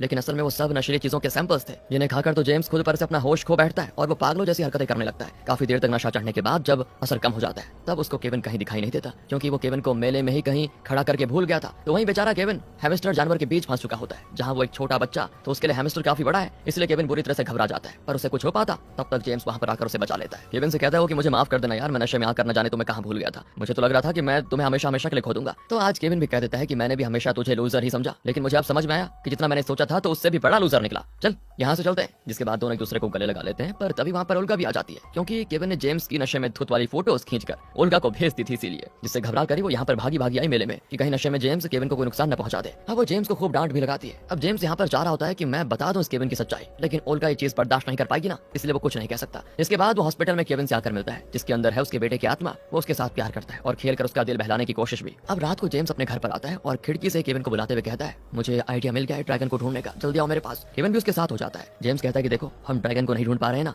तो हमें खुद को उसके हवाले करना होगा। जिस मोबाइल से वो एक्टर को डायलॉग्स भेजा करता था, मैंने उसी मोबाइल से लोकेशन भेज दी अपनी, वो हमें ढूंढता हुआ जरूर आएगा, क्योंकि हमने उसके काफी प्लान को बर्बाद जो किया है। उसे डर है कि हम उसकी सच्चाई दुनिया के सामने ला सकते हैं, तो हमें मारने के लिए जब वो आएगा तब हम उसे पकड़ लेंगे और तब तुम उसके अंदर उंगली घुसेड़ देना। लेकिन तभी ड्रैगन के आदमी उसकी गाड़ी का एक्सीडेंट कर देते हैं, जिससे जेम्स हो जाता है बेहोश और जब उसे होश आता है तो वो खुद को बंदी बना पाता है और उसके सामने है केविन। केविन कहता है कि ऐसा खतरनाक प्लान बनाने से पहले कम से कम मेरे साथ एक बार पूछ तो लिया होता, देखा फंस गए हम, हो तो अच्छा हो मेरा दिमाग तेज चलता है। तो तेरी पत्नी का फोन उठा लिया था मैंने, जेनिफर को फोन करके बुलाता हूँ अभी, वो आकर हमारी मदद कर देगी। लेकिन वो फोन ही करने वाला होता है कि तभी वहाँ पर जेनिफर आ जाती है। अब वो केविन को तो पहचानती नहीं कि बच्चे के अंदर असल में केविन है, सिर्फ जेम्स को देखकर कहती है तुमने तो मेरी नाक में दम करके रखा हुआ है, पहले भी मेरा प्लान फेल किया, अभी भी परेशान करने में लगे हुए हो, इसलिए तुम्हारा एक्सीडेंट करवाना पड़ा मुझे। जिसके बाद जेनिफर सारी सच्चाई जेम्स को बताने लगती है कि कोई ड्रैगन इस दुनिया में एग्जिस्ट ही नहीं करता, ड्रैगन को तो मैंने खुद बनाया है, वो भी सिर्फ केविन को फंसाने के लिए। जिस दिन वो गाड़ी के अंदर ड्रैगन को मारने आया था, उस गाड़ी में भी ड्रैगन के होलिया में वही एक्टर मौजूद था, क्योंकि ड्रैगन नाम का कोई इंसान इस दुनिया में है ही नहीं। मैं केविन को गाड़ी में बस एक बार लाना चाहती थी ताकि वहीं उसका खेल खत्म कर दूं, लेकिन तुमने मेरा प्लान फेल कर दिया। ये सुनकर जेम्स हैरान हो जाता है। वो कहता है मैंने तो सोचा था कि तुम और केविन एक दूसरे को पसंद करते हो। तो जेनिफर कहती है करते हो नहीं, करते थे, मैं केविन से बेहद प्यार करती थी, लेकिन शादी वाले दिन ही उसने मुझे धोखा दे दिया और वो आया ही नहीं। उसके बाद मैंने कभी उसे देखा नहीं, इसीलिए मैंने ड्रैगन का प्लान बनाया, क्योंकि अंडरकवर एजेंट होने की वजह से वो जरूर ड्रैगन को पकड़ने में मेरा साथ देगा और तब मैं उसकी जान ले लूंगी। ये मैंने सोचा था, लेकिन तुमने सब गोबर कर दिया, इसलिए अब तुम भी नहीं बचोगे। और वहाँ बैठा केविन भी दंग रह जाता है सच्चाई जानकर, लेकिन वो समझ चुका था कि अगर ड्रैगन को जेनिफर ने बनाया तो इसके अंदर ही उंगली घुसेड़नी होगी और वो उसके अंदर उंगली घुसेड़ने की कोशिश करता है, लेकिन कुछ फायदा नहीं होता। तब जेनिफर अपने ही पैर में गोली मार देती है और सारे पुलिस वालों को बुलाकर कहती है ये जेम्स ही असली ड्रैगन है, मैंने इसको पकड़ने की कोशिश की तो इसने मुझे शूट कर दिया। और यहाँ से सभी जेम्स के पीछे पड़ जाते हैं। केविन जेम्स से कहता है कि सोच क्या रहा है, मेरे सर पे बंदूक तान दे और हॉस्टेज बनाकर मुझे यहाँ से भगा, वरना तू तो गया। इसलिए जेम्स बंदूक केविन के ऊपर तान कर सभी से कहता है कि कोई मेरे पीछे मत आना, वरना इस बच्चे को गोली मार दूंगा। सभी फिर रुक जाते हैं और जेम्स केविन के साथ गाड़ी में घुस जाता है। जेम्स को तो गाड़ी चलाना भी नहीं आता, पर केविन एक्सपर्ट है, इसलिए वो बढ़िया तरीके से गाड़ी चलाते हुए हॉस्पिटल जा रहा होता है, ताकि ड्रैगन में उंगली करने के बाद जब वो अपने असली शरीर को टच करेगा तो शायद इससे दोनों की आत्माएं वापस बदल जाएंगी। पुलिस वाले गाड़ी के पीछे होते हैं, लेकिन तब भी केविन गाड़ी हॉस्पिटल ले आता है और वहाँ पर आने के बाद वो अपने असली शरीर को छूने की कोशिश करता है, लेकिन इससे भी कोई फायदा नहीं होता और कमरे के अंदर पुलिस वाले आकर जेम्स को कर लेते हैं गिरफ्तार। न्यूज में तो खबर फैल जाती है कि सबसे बड़ा माफिया ड्रैगन गिरफ्तार हो चुका है। इधर जेनिफर केविन से मिलने हॉस्पिटल आती है और उसको भी अपनी सच्चाई बता देती है कि कैसे मैंने तुम्हें फंसाया। इसके बाद वो उसको जान से मारने की कोशिश करती है, पर तब केविन,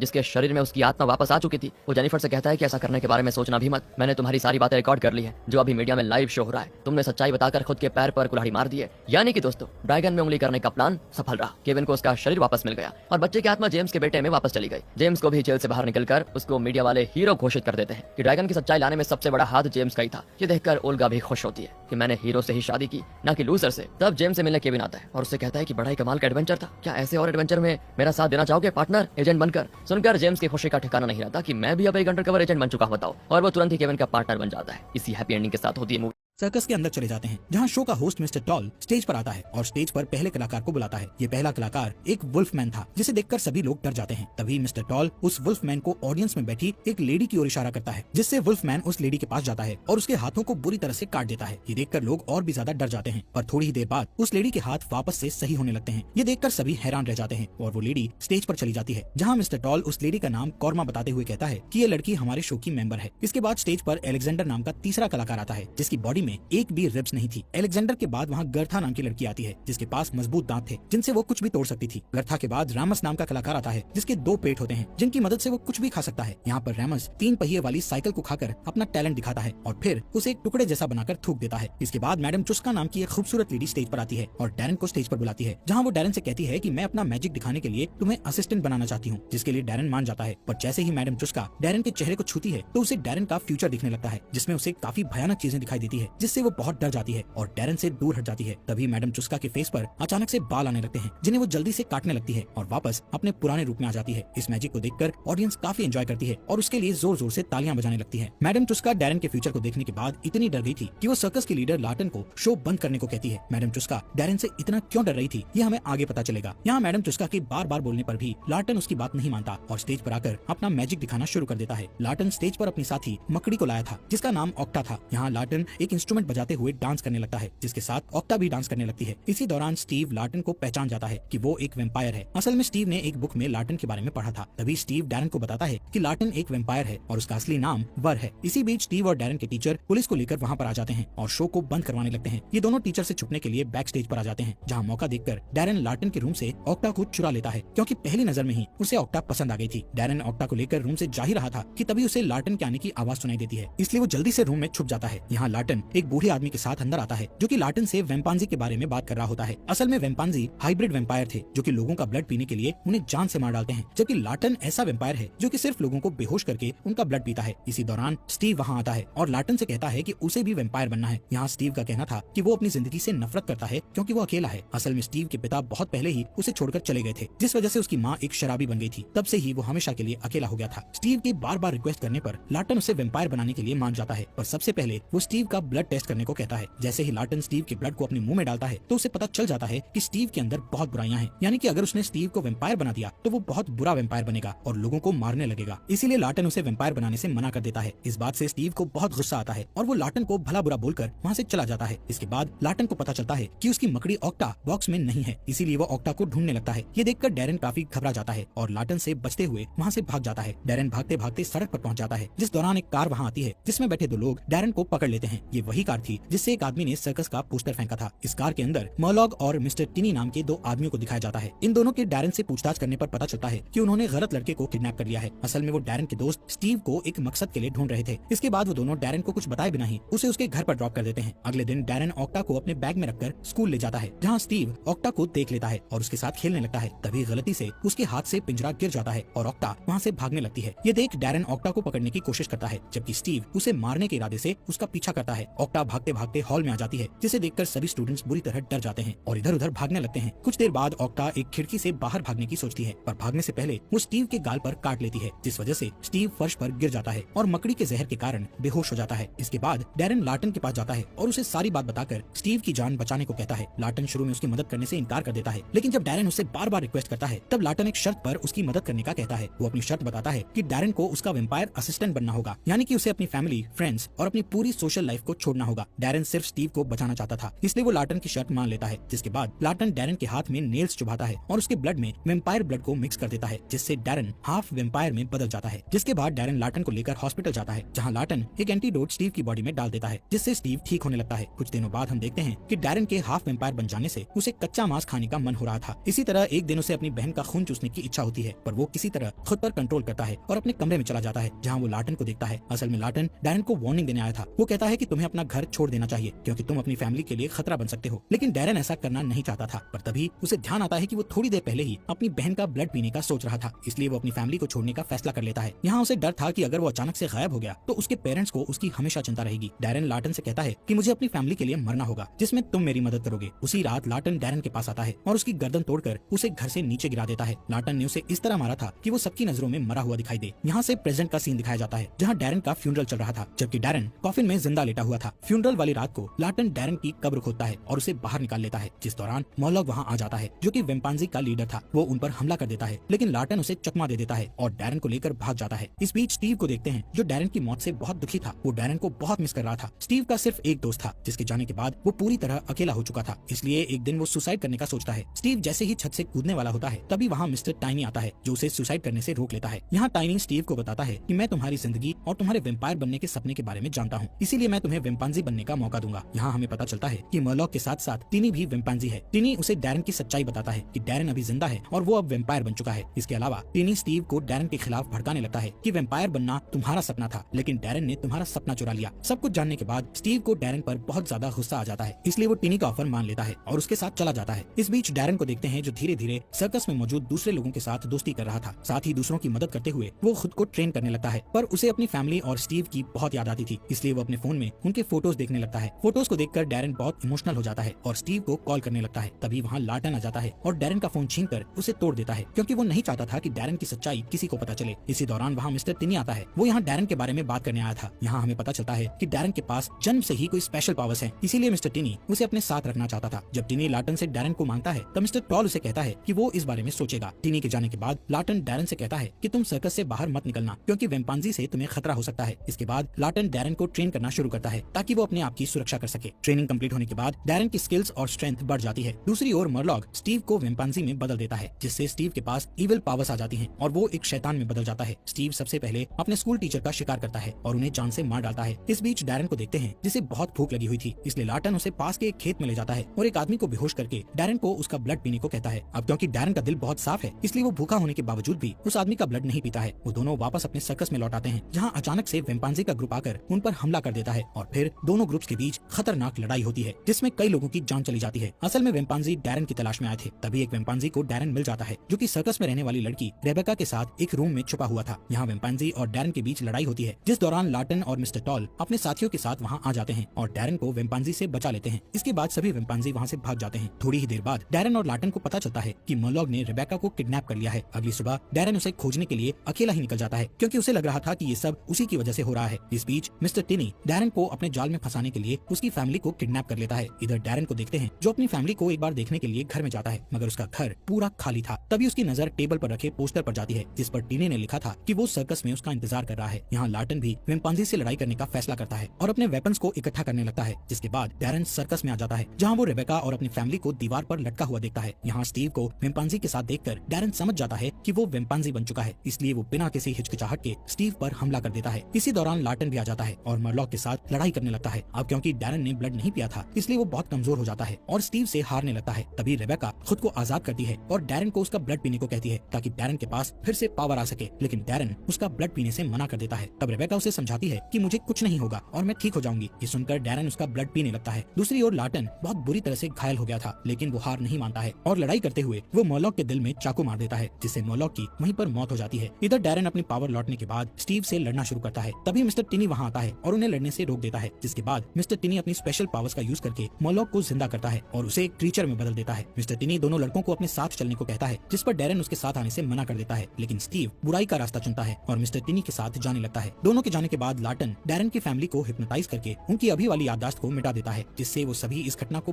वो एक फाउंटेन के पास पहुंचते हैं और बच्चों की तरह उसमें सुसु करने लगते हैं। एक कहता है कि यार मुझे तुम्हारी लाइफ चाहिए, तो दूसरा कहता है कि यार काश मैं तेरी लाइफ वाला होता। और दोस्तों तब अचानक से हर तरफ पावर कट हो जाती है, कुछ ही देर में पावर लौट भी आती है और फिर दोनों अपने अपने घर चले जाते हैं। अगली सुबह मिच जाता है तो उसे बच्चों की आवाज सुनाई देती है। उसे बड़ा अजीब फील होता है। वो आईने में देखता है तो वहाँ उसका नहीं डेव का चेहरा देखता है। मिच एकदम शॉक, और यहाँ मिच की बॉडी में होता है डेव। रोज की तरह वो अपने बच्चों को देखने जाता है, लेकिन अचानक खिड़की से टकरा जाता है। वो कंफ्यूज कि अचानक यहाँ विंडो कैसे आ गई। तभी बाहर कोई आवाज को सुनकर वो दरवाजा खोलता है तो वहाँ खड़ा होता है डेव, लेकिन डेव की बॉडी में तो मिच है। अबे ये कौन है यार जो मेरी तरह डुप्लीकेट लग रहा है, ये सोचकर वो कंफ्यूज होता है दोस्तों। एंड तब जाकर दोनों रियलाइज करते हैं कि ये लोग उस फाउंटेन में सुसु करके जो मांग रहे थे वो उन्हें मिल चुका है। मतलब इनकी बॉडी की अदला बदली हो चुकी है। अब मिच की बॉडी में डेव और डेव की बॉडी में मिच है। मतलब मिच को डेव की लाइफ बहुत ही पसंद थी तो वो डेव की बॉडी में चला गया, और डेव मिच की तरह फ्री रहना चाहता था तो वो मिच की बॉडी में चला गया। लेकिन फिलहाल क्या है ना दोस्तों, इनको विश्वास ही नहीं होता और आईने में देखकर खुद को चाटा मारने लगते हैं कि जरूर कोई सपना होगा यार। दोनों समझ जाते हैं कि जरूर उस फाउंटेन में सुसु करके विश करने की वजह से ये सारी चीजें हुई, और अगर हम दोबारा वहाँ सुसु करके अपनी लाइफ वापस मांगेंगे तो सब ठीक हो जाएगा शायद। जरूर उस पावर कट के दौरान ही ये बॉडी स्वैपिंग हुई है। ये बातें सोचकर दोनों तुरंत उस पार्क में जाते हैं जहाँ वो फाउंटेन था।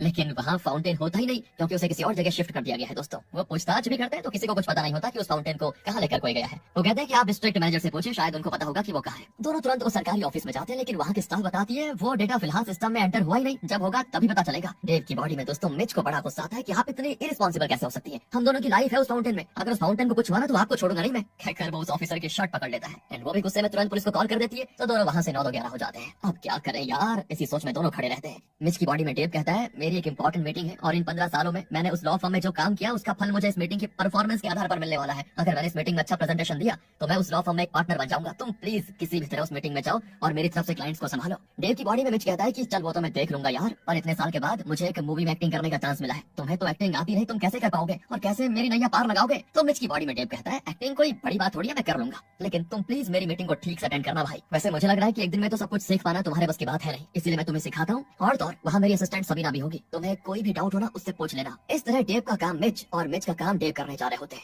डेव की बॉडी में मिच तो लाइफ में पहली बार इस तरह कोट सूट पहनकर किसी ऑफिस में जा रहा होता है तो काफी एक्साइटेड होता है, और तो और उसकी यूजुअल बचकानी हरकतें भी जारी रहती है। पेंट्री में रखे हुए स्नैक्स को जेबों में भर लेता है। वहाँ सबीना को देखकर कहता है कि तुम सबीना हो ना, डेव ने तुम्हारे बारे में काफी कुछ बताया था। और तब उसको याद आता है कि अरे यार मैं तो भूल गया कि मैं खुद डेव हूँ। फिर टॉपिक चेंज करते हुए कहता है कि वैसे तुम बड़ी खूबसूरत हो, कहकर वो उसके साथ फ्लर्ट करने लग जाता है। और सबीना उसे मीटिंग के लिए फाइल्स देकर चली जाती है, लेकिन उसे लगता है कि ये मेरे बॉस को हो क्या गया है आज। उसके बाद वो मुंह में स्नैक्स दबाकर खाते हुए मीटिंग में जाता है। सब उसे घूर रहे होते हैं कि ये क्या टिकट्स हैं। वो मीटिंग में कोने में जाकर बैठ जाता है चुपचाप। बॉस कहता है कि वहाँ कहाँ बैठ रहे हो, तुम्हें को तो मीटिंग लीड करनी है, यहाँ कर बैठो चलो। वो है मेरी सीट। अच्छा, ये सोचकर वो सीट पर बैठ जाता है। एंड देखिए दोस्तों, उसे वो चेयर एडजस्ट करनी तक नहीं आती, उसे ऊपर नीचे करके वो आवाज से निकाल रहा होता है। बॉस कहता है क्या कर रहे हो, थोड़े आराम से, इतनी आवाज मत करो प्लीज। ये दोनों पार्टीज आपस में सुलह कर लेना चाहती है और हम इनके बीच मीडिएटर्स का काम कर रहे हैं। ये दोनों तुम्हारा ओपिनियन चाहते हैं। बस दोस्तों, बॉस ने इतना कहा नहीं कि अपना डेव यानी कि मिच बात करना शुरू कर देता है। बात क्या करता है पता है, दोनों पार्टीज के बीच सुलह करवाने के बजाय झगड़ा करवा देता है और दोनों पार्टीज गुस्से में वहाँ से चली भी जाती है। बॉस तो फिर उस पर बरस पड़ता है, लेकिन डेव की बॉडी में मिच ये कहकर उसे शांत कर देता है कि सर मैं जो करूंगा इस कंपनी की भलाई के लिए तो करूंगा। इतने साल मैंने इस कंपनी में जो काम किया है, कभी कोई गलती की है क्या? देर से ही सही, पर आप रियलाइज जरूर करेंगे कि ये झगड़ा भी अच्छे के लिए था। इस तरह वो अनाप शनाप बकवास करके बॉस से बच जाता है। दूसरी ओर मिच की बॉडी में डेव मिच की शूटिंग के लिए गया होता है,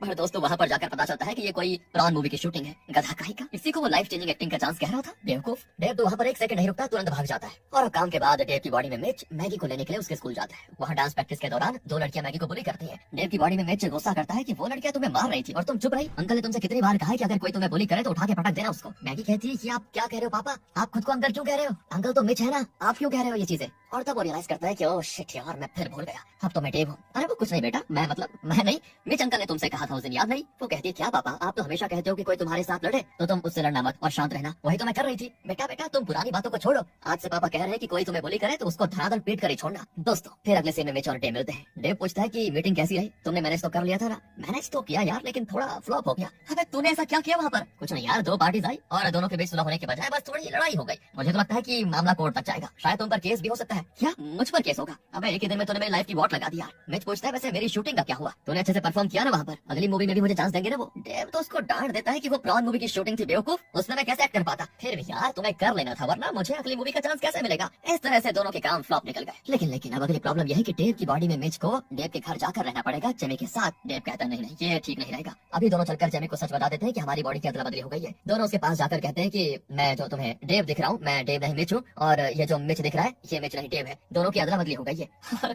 वो तो डांट लगा देती है दोनों को कि अरे इतनी ज्यादा क्यों पी ली तुम दोनों ने, है नशे में न जाने क्या क्या बक रहे हो। ये लोग दोस्तों लाख कोशिश करें लेकिन जेमी उनकी एक भी बात पर विश्वास नहीं करती। और तब मिच की बॉडी में डेव उसे एक ऐसी पर्सनल बात बताता है जो डेव और जेमी के अलावा और कोई नहीं जानता, और कहता है कि अब तो तुम्हें मानना पड़ेगा ना कि मैं डेव ही हूँ। पर जेमी उसके कस के थप्पड़ मार देती है दोस्तों, और साथ ही डेव की बॉडी में मिच के भी गाल लाल कर देती है कि छे डेव, तुम हस्बैंड वाइफ के बीच हुई इतनी पर्सनल बातों को आपस में शेयर करते हो क्या? एक नंबर की डिसेंट आदमी हो तुम दोनों। इस तरह उन्हें मारकर वो चले जाती है। वो अब भी इनकी बात का यकीन नहीं करती दोस्तों। अब ये दोनों करे तो करे क्या करे, जब तक वो फाउंटेन नहीं मिल जाता इनको अपनी लाइफ तो जीनी ही पड़ेगी। तो दोनों एक दूसरे की लाइफ जीने का फैसला करते हैं। मिच की बॉडी में डेव कहता है कि तुम मेरे घर रहो और मेरे बच्चों का और जेमी का ख्याल रखना, पर हाँ जेमी के साथ कोई ऊंच नीच नहीं समझे, जान से मार दूंगा नहीं तो। डेव की बॉडी में मिच कहता है कि यार स्कूल और कॉलेज के दिनों में जेमी को तुम्हारे अलावा और कोई दिखता तक नहीं था, मैं तो उसकी तरफ देखूंगा भी नहीं, सच कह रहा हूँ, फिक्र मत कर, मैं बस तुम्हारे बच्चों को और तुम्हारे काम को संभालूंगा। लेकिन तुम्हें भी मेरी लाइफ जीनी थी तो अब मजे करो क्योंकि तुम सिंगल हो। लेकिन इससे पहले वो फाउंटेन हमें मिले और मैं वापस अपनी बॉडी में जाऊँ, प्लीज यार एक अच्छी सी लड़की ढूंढ लेना और उसे शादी करने के लिए राजी करा देना। जब मैं वापस अपनी बॉडी में आऊंगा तो मैं आराम से उस लड़की से शादी करके तुम्हारी तरह सेटल हो जाऊंगा। फिर मिच की बॉडी में डेव मिच के घर जाते हैं तो वो किसी कचड़े के डब्बे से कम नहीं लगता दोस्तों, हर तरफ कचड़ा और फ्रिज के अंदर से बदबू निकलती है। हे भगवान मिच यहाँ रहता कैसे था? अगर मैं सिंगल होता तो शायद मैं भी ऐसा रहता क्या? नहीं। दूसरी ओर डेव की बॉडी में मिच दबा के खा रहा होता है क्योंकि जेमी ने काफी सारे अच्छे अच्छे डिशेस बना कर रखे होते हैं। वो कहता है कि यहाँ खाऊंगा तो तुम्हारी नजर लग जाएगी मुझे, मैं कमरे में जाकर खाऊंगा। ये कहकर वो प्लेट के साथ कमरे में चला जाता है। जेमी कंफ्यूज हो जाती है कि ये कुछ दिनों से इतना वियर्ड बिहेव क्यों कर रहा है। दोस्तों रात को जब भी बच्चे रोते हैं तो डेव तो झट से उठकर उन्हें सुलाने के लिए जाता था, लेकिन डेव की बॉडी में मिच कहता है कि 3 बजे इनका कोई अलार्म बजता है क्या? मुझे नींद आ रही है, तुम संभालो उनको। जेमी को गुस्सा आ जाता है कि मैं घर का काम भी करती हूँ, अपनी नौकरी भी, कम से कम सुबह बच्चों को देखने का काम तो तुम्हारा ही है, रोज तो तुम ही करते हो, आज क्या हो गया तुम्हें? ये कहकर वो उसे किक मारती है तो डेव की बॉडी में मिच को उठकर जाना पड़ जाता है दोस्तों। वहाँ वो दोनों नटकर जोर जोर से चिल्ला रहे होते हैं, एक तो अपना माथा पटक रहा होता है तो दूसरा उल्टा पटक कर रो रहा होता है। वो तुरंत डेव को कॉल करता है कि अब इनको कैसे मैनेज करूं मैं। डेव कहता है कि पहले तुम रिलैक्स हो जाओ, लंबी सांस लो, फिर दोनों को उठाकर किचन में लेकर जाओ। ये सुनकर डेव की बॉडी में मिच बड़े अजीब तरीके से दोनों को उठाकर किचन में लेकर जाता है, एक को एक तरफ तो दूसरे को दूसरी तरफ रखकर पूछता है अबे आगे क्या करना है? डेव कहता है फ्रिज खोलकर दूध निकालो, उसे गर्म करके फीडिंग बॉटल्स में डालो, दोनों को पिला दो। लेकिन इसी बीच एक चुटकू मिक्सी ऑन कर देता है तो दूसरा चाकू से खेलने लगता है और मिच की ओर फेंक देता है उसको। इसे संभालो तो वो प्लग पॉइंट में कुछ गुस्सा डालता है, उसको संभालो तो ये कुछ और कर देता है। दोनों चुटकू मिलकर इसकी ऐसी की तैसी कर रहे होते हैं। मिच भी सोच लेता है कि नहीं भाई नहीं, ऐसा नहीं चलेगा, तो वो दोनों को सिंक में बैठाकर उन पर दूध से अभिषेक करने लग जाता है कि लो लो लो पी लो यार, जितना दूध पीना है पी लो। तब जाकर दोनों नटखट हंसते भी है। अगले दिन डेव की बॉडी में मिच फिर डिस्ट्रिक्ट मैनेजर के ऑफिस में जाता है उस फाउंटेन के बारे में पूछने के लिए, पर वहाँ पर एक ऑफिसर कहता है कि अभी तक तो कुछ पता नहीं चला, डेटा मिलने में 3 दिन या 3-4 हफ्ते भी लग सकते हैं, आप बाद में आइए। हे भगवान 3 हफ्ते तक मैं कैसे मैनेज कर पाऊंगा? सर अगर उस फाउंटेन का पता चले तो प्लीज इनमें से किसी भी नंबर को कॉन्टैक्ट जरूर करके बताइएगा। ये कहकर वो अपना और डेव का नंबर नाम सब कुछ वहाँ पर देकर चला जाता है। यहाँ मिच की बॉडी में डेव अपने घर पर आता है और मिच की तरह अपनी वाइफ से पूछता है कि तुम इतनी परेशान क्यों लग रही हो, सब ठीक तो है ना? तो वो तो रोते हुए कहती है तुम प्लीज एक बात का सच बताओ, क्या डेव का कोई अफेयर चल रहा है क्या? कुछ दिनों से वो ना तो बच्चों को ठीक से देख रहा है और ना ही मेरी केयर कर रहा है, मेरे पास तक आता भी नहीं और ना ही मेरे साथ वक्त बिताता है। पहले तो ऑफिस के काम के बाद भी थका हारा घर में रहता था, लेकिन बच्चों की और मेरी बहुत ही अच्छे से केयर करता था। मुझे बहुत ही खुशी होती थी कि मेरा पति इतना रिस्पॉन्सिबल है, लेकिन अब वो बिल्कुल बदल चुका है, पता नहीं क्या हो गया, मुझसे दूर दूर रहने लग गया है और तो और खाना भी मेरे साथ बैठकर नहीं खाता, प्लेट लेकर कमरे में चला जाता है, लगता है वो मेरा मुंह तक नहीं देखना चाहता। तुम उसके दोस्त को कुछ बताओ ना। पर बेचारी नहीं जानती कि वो ये सारी चीजें मिच से नहीं डेव से ही कह रही है, क्योंकि मिच की बॉडी में डेव ही तो है और मिच की बॉडी में डेव को बहुत गिल्टी फील होता है कि उसकी सदला बदली की वजह से जेमी पर कितना बुरा असर पड़ रहा है बताओ। तो वो उसको दिलासा देता है कि नहीं नहीं ऐसा कुछ नहीं है, डेव तुमसे बहुत प्यार करता है और वो इतना भी खूबसूरत नहीं है कि उसके साथ कोई औरत अफेयर कर ले। तुम बेफिक्र रहो, वो बस अपने करियर में ऊंची पोजीशन पर पहुंचना चाहता है और इसीलिए काम में थोड़ा बिजी है, जल्दी सब कुछ ठीक हो जाएगा। फिर वो डेव की बॉडी में मिच से मिलता है और कहता है कि हमें भाई जल्दी से जल्दी उस फाउंटेन को ढूंढना होगा यार, वरना वापस बॉडी स्वैप होने से पहले कहीं मेरा डिवोर्स ना हो जाए। अब वो डेव की बॉडी में मिच को अपनी लाइफ को जीने के लिए कुछ तरीके बताता है जिससे कि अगले कुछ दिनों वो स्मूथली काम कर सके और जेमी की परेशानी भी दूर हो जाए। ऑफिस के लिए किस तरह का शर्ट पहनना है, ऑफिस के बाद सुपरमार्केट जाना है, जेमी को कॉल करके पूछना है कि तुम्हें क्या चाहिए, फिर घर आकर बच्चों की देखरेख करना है, ऑफिस में किन कामों को प्रायोरिटी देनी है, ये सारी बातें मिच की बॉडी में डेव की बॉडी में मिच को समझा रहा होता है। वाह क्या कंफ्यूजिंग लाइन है ना, ध्यान से सुना आपने? यानी कि यार डेव मिच को समझा रहा है सिंपल। तब सबीना अंदर आती है और कहती है सर 2 दिन के बाद एक और मेडिटेशन मीटिंग है, उसके लिए आप अच्छे से तैयारी कर लीजिए। अब मिच की बॉडी में डेव शॉक हो जाता है दोस्तों कि सिर्फ 2 दिन बचे हुए हैं क्या? देखो सबीना उस मेडिटेशन के सारी डिटेल्ड फाइल्स 2 घंटे में मेरे टेबल पर पहुंचानी चाहिए। अब सबीना कंफ्यूज होती है कि ये कौन है और मेरा बॉस डेव तो चुपचाप बैठा हुआ है और ये अजनबी कंपनी की फाइल्स क्यों मांग रहा है? वो पूछती है कि हम पहले कभी मिले हैं या फिर आप न्यू ज्वाइन ही है? तब जाकर डेव अपनी गलती रियलाइज करता है कि अबे यार मैं तो मिच की बॉडी में हूँ ना। वो कहते नहीं आप गलत समझी, मैं डेव का फ्रेंड हूँ, उसने आपके बारे में मुझे बहुत कुछ बताया है। अब डेव को तो डर है कि पहले से जेमी उस पर शक कर रही है और अगर डेव की बॉडी में मिच ने इस लड़की के साथ फ्लर्ट करना शुरू कर दिया तो उसका डिवोर्स पक्का। इसीलिए वो सबीना से कहता है कि वैसे आप तो जानती है डेव की शादी हो चुकी है और एक प्यारा परिवार भी है। और तभी मिच सोच लेता है कि अच्छा तो तुम मेरे पैर में कुल्हाड़ी मारना चाहते हो, अब देखो मैं तुम्हारा क्या करता हूँ। पता है दोस्तों ऐसा क्यों सोचता है? क्योंकि अंदर से तो डेविड बोल्ड है लेकिन बाहर बॉडी तो मिच की है और मिच को लड़की नहीं मिल रही है। तो मिच सोच लेता है कि अच्छा तो तुम मेरे पैर पे कुल्हाड़ी मारना चाहते हो, अब देखो मैं क्या करता हूँ। वो कहता है मेरी तो शादी हो चुकी है लेकिन ये मेरा फ्रेंड मिच है जो एकदम कट्टर सिंगल है, तुम दोनों डेट क्यों नहीं कर लेते एक दूसरे को? अगर एक दूसरे को पसंद आ जाओ तो शादी कर लेना। अब सबीना दुविधा में पड़ जाती है। हालांकि उसे डेटिंग में इंटरेस्ट नहीं है लेकिन फिर भी उसका बॉस यानी डेव कह रहा है तो वो मान लेती है। लेकिन ये डेव नहीं कह रहा, ये तो मिच ही कह रहा था क्योंकि डेव की बॉडी में कौन है? मिच, ठीक है ना दोस्तों। उसके जाने के बाद बाद मिच की बॉडी में डेव कहता है कि यार तूने मुझे फिर फंसा दिया, मेरी तो शादी हो चुकी है। तो डेव की बॉडी में मिच कहता है कि मैंने अच्छे के लिए किया था यार, तुम सबीना को डेट करो और अगर आपस में प्यार हो जाए तो जब वो फाउंटेन मिलेगा हम वापस स्वैप हो जाएंगे। तो सबीना से मेरी तो शादी होगी, तुम्हारी थोड़ी होगी। और अगर तुम चाहते हो कि मैं तुम्हारी लाइफ को परफेक्टली जीऊं, तुम्हारे बच्चों की अच्छे से देखभाल करूं, तो यार मेरे लिए इतना तो कर ही सकते हो। तुम उसे डेट करो, उसे इम्प्रेस करो और शादी के लिए राजी भी करो। तुम वैसे खुद भी तो सिंगल आदमी की लाइफ जीना चाहते थे, अब मौका मिला है तो जियो ना। अब मिच के पापा डेव को कॉल करते हैं अपने बेटे के बारे में डेव से डिस्कस करने के लिए, पर वो बेचारे नहीं जानते कि डेव के अंदर तो उनका बेटा खुद मिच बैठा हुआ है। अब डेव की बॉडी में मिच पापा से मिलने के लिए जाता है। उसके पापा डेव को अपनी शादी के लिए इनवाइट करते हैं और पूछते हैं कि बेटा तुम अपने दोस्त मतलब मेरे बेटे मिच को समझाते क्यों नहीं, तुम दोनों एक साथ ही बड़े हुए हैं, लेकिन तुम देखो कितने सक्सेसफुल हो, उसको देखो ना ढंग की कोई नौकरी, ना लाइफ में सेटल होने की कोई चाह है। मुझे डर है बेटा कि इसी तरह चलता रहा तो मेरा बेटा कहीं लाइफ में लूजर ना बन जाए। अब डेव की बॉडी में मिच समझ आता है कि उसने पापा को इतने साल कितना गलत समझा। उसके पापा उसकी कितनी फिक्र करते हैं, बताओ उन्हें मिच के बारे में कितनी फिक्र है और वो उससे कितना प्यार करते हैं, बस उसे एक्सप्रेस नहीं कर पाए थे। अब वो आगे कहते हैं कि डेव बेटा वो मिच पता नहीं कितने दिन मुझ पर डिपेंड होकर जीना चाहता है, कम से कम अपने पैरों पर ठीक से खड़ा तो हो जाए, बस मुझे और कुछ नहीं चाहिए। वैसे तो मिच कभी भी पापा की बात पर ध्यान नहीं देता था, लेकिन आज उनके दिल की बात सुनकर वो फैसला कर लेता है कि मैं जरूर अपने आप को सुधारूंगा और लाइफ में कुछ बन के दिखाऊंगा जिससे मेरे पापा को बस खुशी मिले।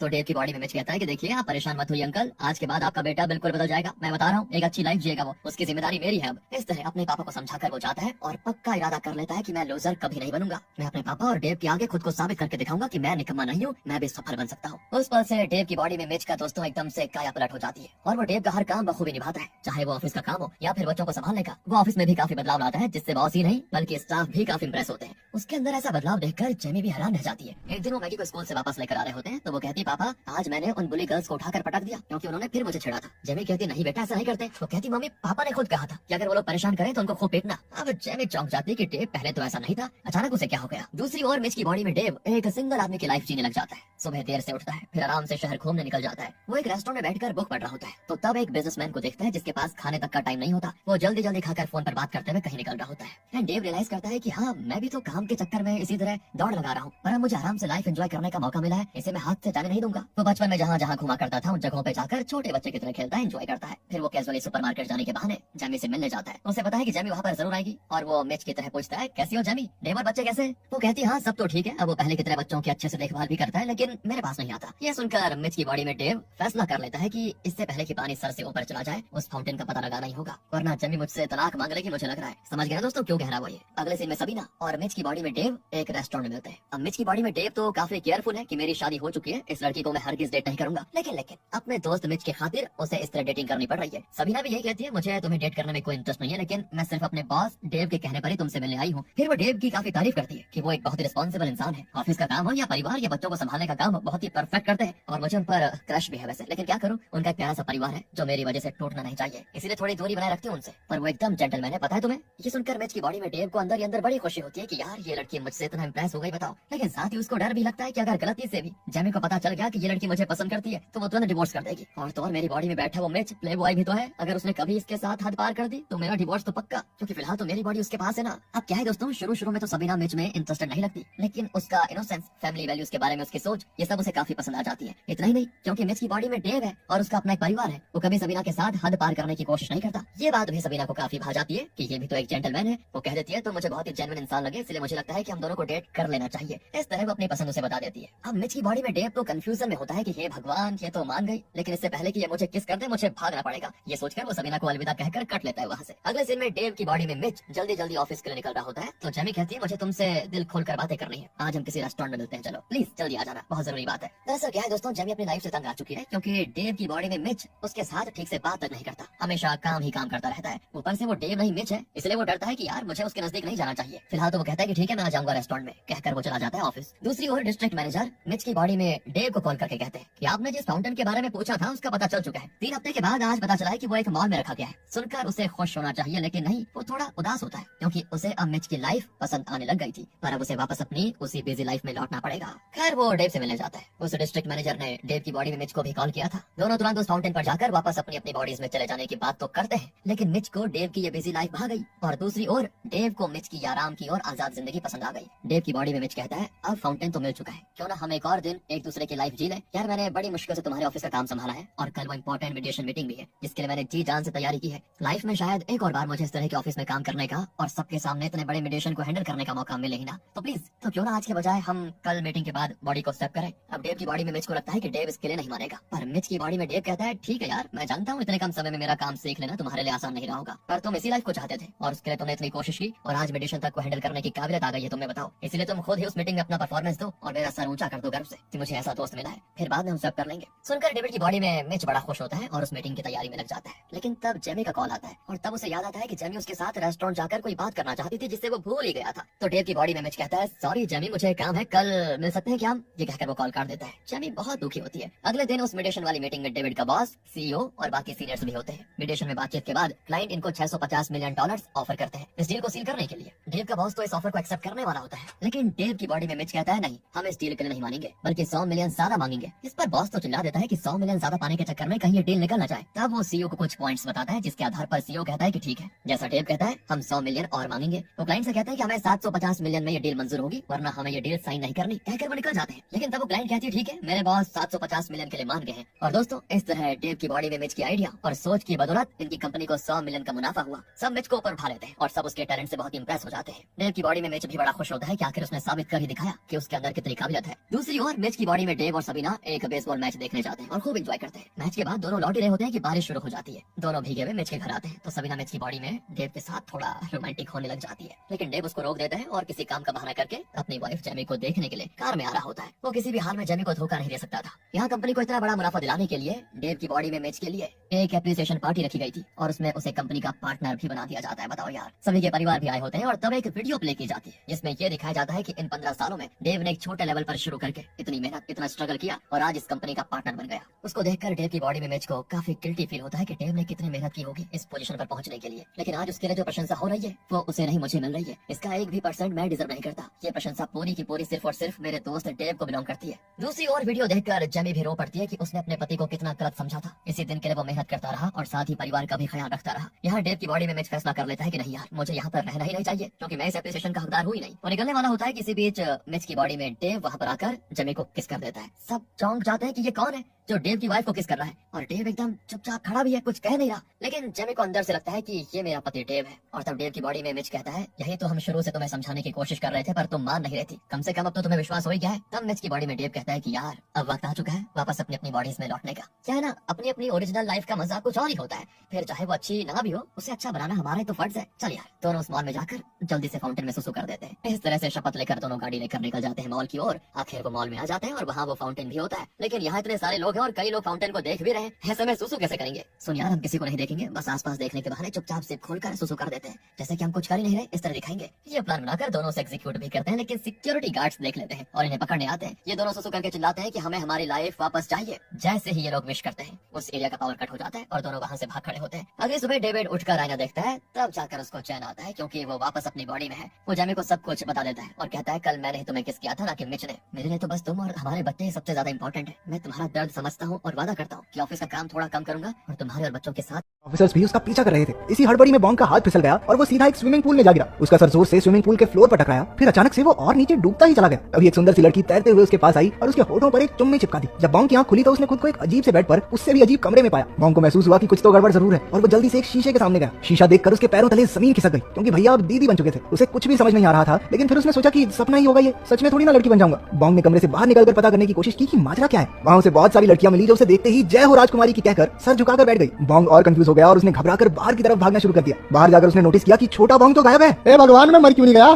तुम सालों क्या कर दिया तुमने मेरे साथ? उसे लगा कि किसी ने उसे किडनैप करके उसका सेक्स चेंज कर दिया है, लेकिन जब उसने अपने आसपास की दुनिया को ध्यान से देखा तो उसे समझ आया कि असल में वो टाइम ट्रैवल करके पास्ट में आ चुका था। अगली सुबह बॉन्ग ने उठकर अपनी दासी से अपनी पहचान के बारे में पूछा। पता चला कि वो किसी तरह 19वीं सदी में पहुंच गया था। वो किम सो योंग नाम की एक राजकुमारी के शरीर में था और तो और कुछ ही दिनों में उसकी शादी महाराज चियोल युंग से होने वाली है, जिसके बाद वो रानी बन जाएगा। दासी ने ये भी बताया कि कुछ दिन पहले वो पास के तालाब में डूब गई थी। वो तो सैनिकों की नजर पड़ गई जो उसे बचाकर महल में वापस ले आए। ये सुनकर बॉन्ग ने हिसाब लगाया कि उसकी और किम की आत्माएं आपस में बदल गई होंगी और अब घर वापस जाने का एक ही तरीका है, वो तालाब। बॉन्ग ने दासी से उसे तालाब के पास ले जाने को कहा। वो तालाब में कूदकर वर्तमान समय में वापस आने की तैयारी में था, लेकिन उसका प्लान मिट्टी में मिल गया जब वो सीधा जाकर कीचड़ में गिरा। बॉन्ग ये सुनकर हताश हो गया, लेकिन उसे पता था कि उसकी मुश्किल का हल पानी ही है। जहाँ भी उसे पानी मिलता वो जबरदस्ती खुद को उसमें डुबाने लगता, यहाँ तक कि उसने पोछे वाली बाल्टी में भी अपना मुंह दे दिया, लेकिन कोई फायदा नहीं। कुछ दिन बाद उसकी शादी का दिन आ गया। बॉन्ग को महल के रीति रिवाजों के बारे में कुछ पता तो था नहीं, पर उसने दासियों की मदद से जैसे तैसे सारी रस्में पूरी की। खैर प्रमोशन तो हुई थी उसकी, एक ही झटके में बावर्ची से रानी बन गया। बताओ और क्या चाहिए। फिर आया सुहाग रात का समय। इस बारे में सोचकर ही बॉन्ग के पेट में गुड़गुड़ होने लगी, तो उसने राजा को इतनी शराब पिलाई कि वो टल्ली होकर सो गया। राजा के सोने के बाद ही बॉन्ग ने चैन की सांस ली। अगले दिन बॉन्ग के उठने पर नौकर उसके लिए खाना लेकर आए, लेकिन वो उसे इतना बकवास लगा कि अच्छी खासी भूख मर जाए। उसने शाही बावर्ची के लिए मैसेज भिजवाया कि उसे रामन नाम की एक जापानी डिश बनाकर दे। बावर्ची को ऐसा कुछ बनाना आता नहीं था, लेकिन फिर भी उसने जैसे तैसे कुछ तैयार करके भेजा। उसने डिश को कई बार बनाने की कोशिश की, लेकिन हर बार बॉन्ग उसमें कमियां निकालकर वापस भेज देता। आखिरकार शेफ भी तंग आ गया और उसने हाथ खड़े कर दिए। उसने गुस्से में कह दिया कि अगर रानी जी को इतना ही पता है तो खुद बना ले आकर। बॉन्ग को अब भी अपनी खाना बनाने की सारी टेक्निक्स याद थी। वो शाही किचन में गया और एक चाकू उठा लिया। सारे नौकर आंखें फाड़ फाड़ कर उसे देख रहे थे, क्योंकि बचपन से आज तक रानी ने रसोई में कदम तक नहीं रखा था। सब डरे हुए थे कि आज ये सब्जी के साथ साथ अपनी उंगली भी डालेगी खाने में, लेकिन बॉन्ग ने बहुत तेजी से सब्जियों को छीलना शुरू कर दिया। उसने सब कुछ एकदम परफेक्ट और सही साइज में काटा और आखिरकार लजीज रामन तैयार कर दिया। वो अपने कमरे में जाकर मजे से अपना बनाया खाना खाने लगा, लेकिन उधर किचन में शेफ को बॉन्ग की काबिलियत से जलन होने लगी। उसने बाकी सबसे कहा, अरे ये खाना सिर्फ दिखने में अच्छा है, स्वाद होगा इसका एकदम टट्टी है। अपनी बात को सही साबित करने के लिए उसने बर्तन में बचा कुचा खाना टेस्ट किया। वो इतना स्वाद था कि उसके हाथ से चम्मच ही छूट गई। इसके बाद बॉन्ग को एक तरकीब सूझी। उसने सोचा कि अपनी खाना बनाने की काबिलियत से वो शाही परिवार का दिल जीत सकता है। अगर उसने महारानी को अपने खाने से खुश कर दिया तो वो तालाब को फिर से भरने के लिए मान जाएगी। बॉन्ग तुरंत किचन में गया, लेकिन शाही बावर्ची एक बार फिर से अपनी धौंस जमाने लगा। इस बार बॉन्ग भी चिढ़ गया और उसने शेफ को खाना बनाने के मुकाबले के लिए चुनौती दे दी। पहले तो शेफ ने मना कर दिया, लेकिन बॉन्ग के बार बार उकसाने पर आखिरकार वो भी मान गया। नौकर की घंटी बजाते ही मुकाबला शुरू हो गया। बावर्ची ने अपना चाकू उठाया और तेजी से गाजरें काटने लगा, लेकिन रानी के हाथ इससे भी तेज थे और उसने पलक झपकते ही एक खीरा काट दिया। कुछ ही मिनटों बाद बॉन्ग की डिश तैयार हो गई और उसने बावर्ची से पहले घंटी भी बजा दी। वैसे हमारी रानी साहिबा मुकाबला जीत चुकी थी, लेकिन बावर्ची चिढ़कर कहने लगा, चलो माना स्पीड भी जरूरी है, लेकिन असली बात तो स्वाद की है। बॉन्ग ने शाही कुजीन एक्सपर्ट से कहा कि दोनों के खाने को चक्कर बताए कि कौन सा बेहतर है। उसे रानी की बनाई डिश बेहद पसंद आई और बॉन्ग जीत गया। इसके बाद किचन का पूरा कंट्रोल बॉन्ग के हाथ में आ गया। उसने महारानी के खाने को ध्यान से देखकर समझा कि वो चुन चुन कर खाती थी, क्योंकि हाल ही में उनके दांत में दर्द रहने लगा था। तो बॉन्ग ने फैसला किया कि वो महारानी के लिए नरम खाना बनाएगा। उसने बड़ी मेहनत से आलू और दूध की एक डिश बनाई और उसे कुछ फूलों से सजाकर दिखने में भी खूबसूरत बना दिया। बॉन्ग खुश होकर खुद ही महारानी के लिए खाना लेकर गया, लेकिन उस तक पहुंचते पहुंचते रास्ते में वो थोड़ा ठंडा हो गया था और प्लेट में थोड़ा इधर उधर फैलने की वजह से प्रेजेंटेशन भी खराब हो गई। ये सुनकर बॉन्ग उदास हो गया और महल में वापस जाते समय उसके दिमाग में खाना परोसने का एक जबरदस्त आइडिया आया। उसने कपड़े की सिलाई की और कुछ कारीगरों से कहकर एक स्पेशल खाना पहुंचाने के लिए कैरेज बनवाया। वो हर तरफ से ढका हुआ था, जिससे खाना गर्म का गर्म ही रहता था। बॉन्ग हर रोज एक से बढ़कर एक डिशेस बनाता और नौकरों के हाथ महारानी के पास भिजवा देता। महारानी भी गर्मा गर्म खाना चट कर जाती थी। सब कुछ बॉन्ग के आइडिया के हिसाब से बढ़िया चल रहा था। कुछ दिनों बाद राजा ने एक दावत रखी, जहाँ पूरे देश से मंत्री आने वाले थे। बदकिस्मती से उसी दिन सारे रसोइये बीमार पड़ गए और रसोई में नौकरों की कमी हो गई। जब ये बॉन्ग को पता चला तो उसने रसोइयों की मदद करने का फैसला किया। वो भेस बदल कर रसोई तक पहुंचा। वहाँ पहुंचकर उसने देखा कि सिर्फ बंदों की नहीं, सब्जियों की भी कमी है। अब ज्यादा चॉइस तो थी नहीं। उसने दिमाग लगाया और सोचा कि इन्होंने चिप्स तो कभी नहीं खाए होंगे। उसने आलू की पतली पतली स्लाइसेस काटकर एक स्टिक पर लगाई और उन्हें डीप फ्राई कर दिया। मेहमान चिप्स को देखकर ज्यादा खुश नहीं हुए, क्योंकि वो तो शाही खाने की आस लगाए बैठे थे, लेकिन चिप्स के मुंह में जाते ही सब उनके दीवाने हो गए। अगली डिश बॉन्ग के लिए और भी मुश्किल थी, क्योंकि रसोई में मीट नहीं था। उसने वेजिटेबल बर्गर बनाया और साइड में टमाटर रख दिया। अपनी इस नई डिश को उसने नाम दिया मैकडोनाल्ड, जिसे हम सस्ता मैकडॉनल्ड्स भी कह सकते हैं। ये भी सबको इतना बढ़िया लगा कि सारे मेहमान उंगलियां चाटते रह गए। मीठे में बॉन्ग ने एक जेली डेजर्ट बनाया, लेकिन कुल्फी की डंडियों पर उसने कुछ भी लिखकर कह दिया कि ये खाने वाले को उसका भविष्य बताएगी। सभी में वो कुल्फी खाकर अपना भविष्य जानने की बड़ी उत्सुकता हुई। बॉन्ग ने दावत को बर्बाद होने से बचा लिया था। महारानी उसकी काबिलियत और सूझबूझ से बहुत खुश हुई और उसने बॉन्ग से अपना इनाम मांगने को कहा। बिना वक्त गवाए बॉन्ग ने तालाब को फिर से भरने की मांग की। महारानी ने उसकी बात मान ली और नौकरों को काम पर लगा दिया, लेकिन 19वीं सदी में इस काम को करने के लिए कोई मशीन तो थी नहीं। नौकर दूर के कुएं से बाल्टियां भर भर के तालाब में डाल रहे थे। बॉन्ग परेशान हो गया, क्योंकि इस काम में बहुत टाइम लग रहा था। उसने एक नया तरीका निकाला और सभी नौकरों को एक जगह खड़े रहकर सिर्फ पानी की बाल्टी को आगे पकड़ाने को कहा। इस सिस्टम से काम बहुत आसान और जल्दी होने लगा। बॉन्ग दिन रात बैठा तालाब भरता देखता रहा। कई दिन बीत गए, लेकिन तालाब में अभी भी ना के बराबर पानी था। वो इंतजार करते करते थक चुका था। तभी अचानक जोरदार बारिश शुरू हो गई और धीरे धीरे तालाब भरने लगा। बॉन्ग बारिश को देखकर बहुत खुश हुआ। कुछ घंटों बाद तालाब भर गया और बॉन्ग एक पत्थर पर अपना नाम लिखकर पानी में कूद गया। कहानी की शुरुआत की तरह ही वो अब भी पानी में डूबे जा रहा था। आंखें खुली तो खुद को हॉस्पिटल में देखकर वो हैरान रह गया। एक पुलिस ऑफिसर कुछ ही दूर सो रहा था। उसे लगा कि खाने में वो फिश हुक मिलने की वजह से वो उसे गिरफ्तार करने वाले हैं। उसने धीरे से वहां से रफू चक्कर होने की कोशिश की, लेकिन ऑफिसर एन मौके पर उठ गया और तेजी से उसका पीछा करने लगा। बॉन्ग उससे तो दूर आ गया, लेकिन सामने से दो और ऑफिसर्स ने उसे घेर लिया। किसी तरह बचते बचाते वो एक लाइब्रेरी में गया, जहां उसने हिस्ट्री की एक किताब ढूंढी। 19वीं सदी की जोसियोन डायनेस्टी के बारे में पढ़कर मुस्कुराया, क्योंकि वो भी अब इतिहास के पन्नों में दर्ज हो चुका था। लेकिन उसी वक्त पुलिस वाले भी वहां पहुंचे। बॉन्ग ने एक बार फिर से भागने की कोशिश की, लेकिन एक ऑफिसर ने उसे बताया कि वो उसे पकड़ना नहीं चाहते। पता चला कि उसके टाइम ट्रैवल की वजह से प्रेजेंट भी बदल चुका था। अब पुलिस उसे पकड़ नहीं रही थी, बल्कि उसे सिक्योरिटी दे रही थी, क्योंकि बॉन्ग ने जासूस बनकर एक करप्ट नेता वो एक फाउंटेन के पास पहुंचते हैं और बच्चों की तरह उसमें सुसु करने लगते हैं। एक कहता है कि यार मुझे तुम्हारी लाइफ चाहिए, तो दूसरा कहता है कि यार काश मैं तेरी लाइफ वाला होता। और दोस्तों तब अचानक से हर तरफ पावर कट हो जाती है। कुछ ही देर में पावर लौट भी आती है और फिर दोनों अपने अपने घर चले जाते हैं। अगली सुबह मिच जागता है तो उसे बच्चों की आवाज सुनाई देती है। उसे बड़ा अजीब फील होता है। वो आईने में देखता है तो वहां उसका नहीं, डेव का चेहरा दिखता है। मिच एकदम शॉक। और यहाँ मिच की बॉडी में होता है डेव। रोज की तरह वो अपने बच्चों को देखने जाता है, लेकिन अचानक खिड़की से टकरा जाता है। वो कंफ्यूज कि अचानक यहाँ विंडो कैसे आ गई। तभी बाहर कोई आवाज को सुनकर वो दरवाजा खोलता है तो वहाँ खड़ा होता है डेव, लेकिन डेव की बॉडी में तो मिच है। अबे ये कौन है यार जो मेरी तरह डुप्लीकेट लग रहा है, ये सोचकर वो कंफ्यूज होता है दोस्तों। एंड तब जाकर दोनों रियलाइज करते हैं कि ये लोग उस फाउंटेन में सुसु करके जो मांग रहे थे वो उन्हें मिल चुका है। मतलब इनकी बॉडी की अदला बदली हो चुकी है। अब मिच की बॉडी में डेव और डेव की बॉडी में मिच है। मतलब मिच को डेव की लाइफ बहुत ही पसंद थी तो वो डेव की बॉडी में चला गया, और डेव मिच की तरह फ्री रहना चाहता था तो वो मिच की बॉडी में चला गया। लेकिन फिलहाल क्या है ना दोस्तों, इनको विश्वास ही नहीं होता और आईने में देखकर खुद को चाटा मारने लगते हैं कि जरूर कोई सपना होगा यार। दोनों समझ जाते हैं कि जरूर उस फाउंटेन में सुसु करके विश करने की वजह से ये सारी चीजें हुई, और अगर हम दोबारा वहां सुसु करके अपनी लाइफ वापस मांगेंगे तो सब ठीक हो जाएगा शायद। जरूर उस पावर कट के दौरान ही ये बॉडी स्वैपिंग हुई है। ये बातें सोचकर दोनों तुरंत उस पार्क में जाते हैं जहां वो फाउंटेन था, लेकिन वहां फाउंटेन होता ही नहीं क्योंकि उसे किसी और जगह शिफ्ट कर दिया गया है दोस्तों। वो पूछताछ भी करते हैं तो किसी को कुछ पता नहीं होता कि उस फाउंटेन को कहां लेकर कोई गया है। वो कहते हैं कि आप डिस्ट्रिक्ट मैनेजर से पूछे, शायद उनको पता होगा कि वो कहां है। दोनों तुरंत उस सरकारी ऑफिस में जाते हैं, लेकिन वहां की स्टाफ बताती है वो डेटा फिलहाल सिस्टम में एंटर हुआ ही नहीं, जब होगा तभी पता चलेगा। डेव की बॉडी में दोस्तों मिच को बड़ा गुस्सा आता है कि आप इतनी इरिस्पॉन्सिबल कैसे हो सकती हैं, हम दोनों की लाइफ है उस फाउंटेन में, अगर उस फाउंटेन को कुछ हुआ ना तो आपको छोड़ूंगा नहीं मैं, कहकर वो उस ऑफिसर की शर्ट पकड़ लेता है। एंड वो भी गुस्से में तुरंत पुलिस को कॉल कर देती है तो दोनों वहां से 9-11 हो जाते हैं। अब क्या करें यार, इसी सोच में दोनों खड़े रहते हैं। मिच की बॉडी में डेव कहता है मेरी एक इंपॉर्टेंट मीटिंग है और इन 15 सालों में मैंने उस लॉ फर्म में जो काम किया उसका फल मुझे इस मीटिंग की परफॉर्मेंस के आधार पर मिलने वाला है। अगर मैंने इस मीटिंग में अच्छा प्रेजेंटेशन दिया तो मैं उस लॉ फर्म में एक पार्टनर बन जाऊंगा। तुम प्लीज किसी भी तरह उस मीटिंग में जाओ और मेरी तरफ से क्लाइंट्स को संभालो। डेव की बॉडी में मिच कहता है कि चल वो तो मैं देख लूंगा यार, पर इतने साल के बाद मुझे एक मूवी में एक्टिंग करने का चांस मिला है, तुम्हें तो एक्टिंग आती नहीं, तुम कैसे कर पाओगे और कैसे मेरी नैया पार लगाओगे। तो मिच की बॉडी में डेव कहता है एक्टिंग कोई बड़ी बात थोड़ी है, मैं कर लूंगा, लेकिन तुम प्लीज मेरी मीटिंग को ठीक से अटेंड करना भाई। वैसे मुझे लग रहा है कि एक दिन में तो सब कुछ सीख पाना तुम्हारे बस की बात है नहीं, इसलिए मैं तुम्हें सिखाता हूँ, और तो और वहाँ मेरी असिस्टेंट सबीना भी होगी, तुम्हें कोई भी डाउट हो ना उससे पूछ लेना। इस तरह डेव का काम मिच और मिच का काम डेव करने जा रहे होते हैं। डेव की बॉडी में मिच तो लाइफ में पहली बार इस तरह कोट सूट पहनकर किसी ऑफिस में जा रहा होता है तो काफी एक्साइटेड होता है, और तो और उसकी यूजुअल बचकानी हरकतें भी जारी रहती है। पेंट्री में रखे हुए स्नैक्स को जेबों में भर लेता है। वहाँ सबीना को देखकर कहता है कि तुम सबीना हो ना, डेव ने तुम्हारे बारे में काफी कुछ बताया था, और तब उसको याद आता है कि अरे यार मैं तो भूल गया कि मैं खुद डेव हूँ। फिर टॉपिक चेंज करते हुए कहता है कि वैसे तुम बड़ी खूबसूरत हो, कहकर वो उसके साथ फ्लर्ट करने लग जाता है। पर सबीना उसे मीटिंग के लिए फाइल्स देकर चली जाती है, लेकिन उसे लगता है कि ये मेरे बॉस को हो क्या गया है आज। उसके बाद वो मुंह में स्नैक्स दबाकर खाते हुए मीटिंग में जाता है। सब उसे घूर रहे होते हैं कि ये क्या टिकट्स है। वो मीटिंग में कोने में जाकर बैठ जाता है चुपचाप। बॉस कहता है कि वहाँ कहाँ बैठ रहे हो, तुम्ही को तो मीटिंग लीड करनी है, यहाँ कर बैठो, चलो वो है मेरी सीट। अच्छा, ये सोचकर वो उस सीट पर बैठ जाता है। एंड देखिए दोस्तों, उसे वो चेयर एडजस्ट करनी तक नहीं आती, उसे ऊपर नीचे करके वो आवाज से निकाल रहा होता है। बॉस कहता है क्या कर रहे हो, थोड़े आराम से, इतनी आवाज मत करो प्लीज। ये दोनों पार्टीज आपस में सुलह कर लेना चाहती हैं और हम इनके बीच मीडिएटर्स का काम कर रहे हैं। ये दोनों तुम्हारा ओपिनियन चाहते हैं। बस दोस्तों, बॉस ने इतना कहा नहीं कि अपना डेव यानी कि मिच बात करना शुरू कर देता है। बात क्या करता है पता है, दोनों पार्टीज के बीच सुलह करवाने के बजाय झगड़ा करवा देता है और दोनों पार्टीज गुस्से में वहां से चली भी जाती है। बॉस तो फिर उस पर बरस पड़ता है, लेकिन डेव की बॉडी में मिच ये कहकर उसे शांत कर देता है कि सर मैं जो करूंगा इस कंपनी की भलाई के लिए तो करूंगा। इतने साल मैंने इस कंपनी में जो काम किया है, कभी कोई गलती की है क्या? देर से ही सही, पर आप रियलाइज जरूर करेंगे कि ये झगड़ा भी अच्छे के लिए था। इस तरह वो अनाप शनाप बकवास करके बॉस से बच जाता है। दूसरी ओर मिच की बॉडी में डेव मिच की शूटिंग के लिए गया होता है, पर दोस्तों वहां पर जाकर पता चलता है कि ये कोई प्रॉन मूवी की शूटिंग है। गधा काहे का, इसी को वो लाइफ चेंजिंग एक्टिंग का चांस कह रहा था, बेवकूफ। डेव तो वहां पर एक सेकंड नहीं रुकता, तुरंत भाग जाता है। और अब काम के बाद डेव की बॉडी में मिच मैगी को लेने के लिए उसके स्कूल जाता है। वहां डांस प्रैक्टिस के दौरान दो लड़कियां मैगी को बुली करती हैं। डेव की बॉडी में मिच गुस्सा करता है कि वो लड़कियां तुम्हें मार रही थी और तुम चुप रही। अंकल ने तुमसे कितनी बार कहा है कि अगर कोई तुम्हें बुली करे तो उठा के पटक देना उसको। मैगी कहती है कि आप क्या कह रहे हो पापा, आप खुद को अंकल क्यों कह रहे हो, अंकल तो मिच है ना, आप क्यों कह रहे हो ये चीजें।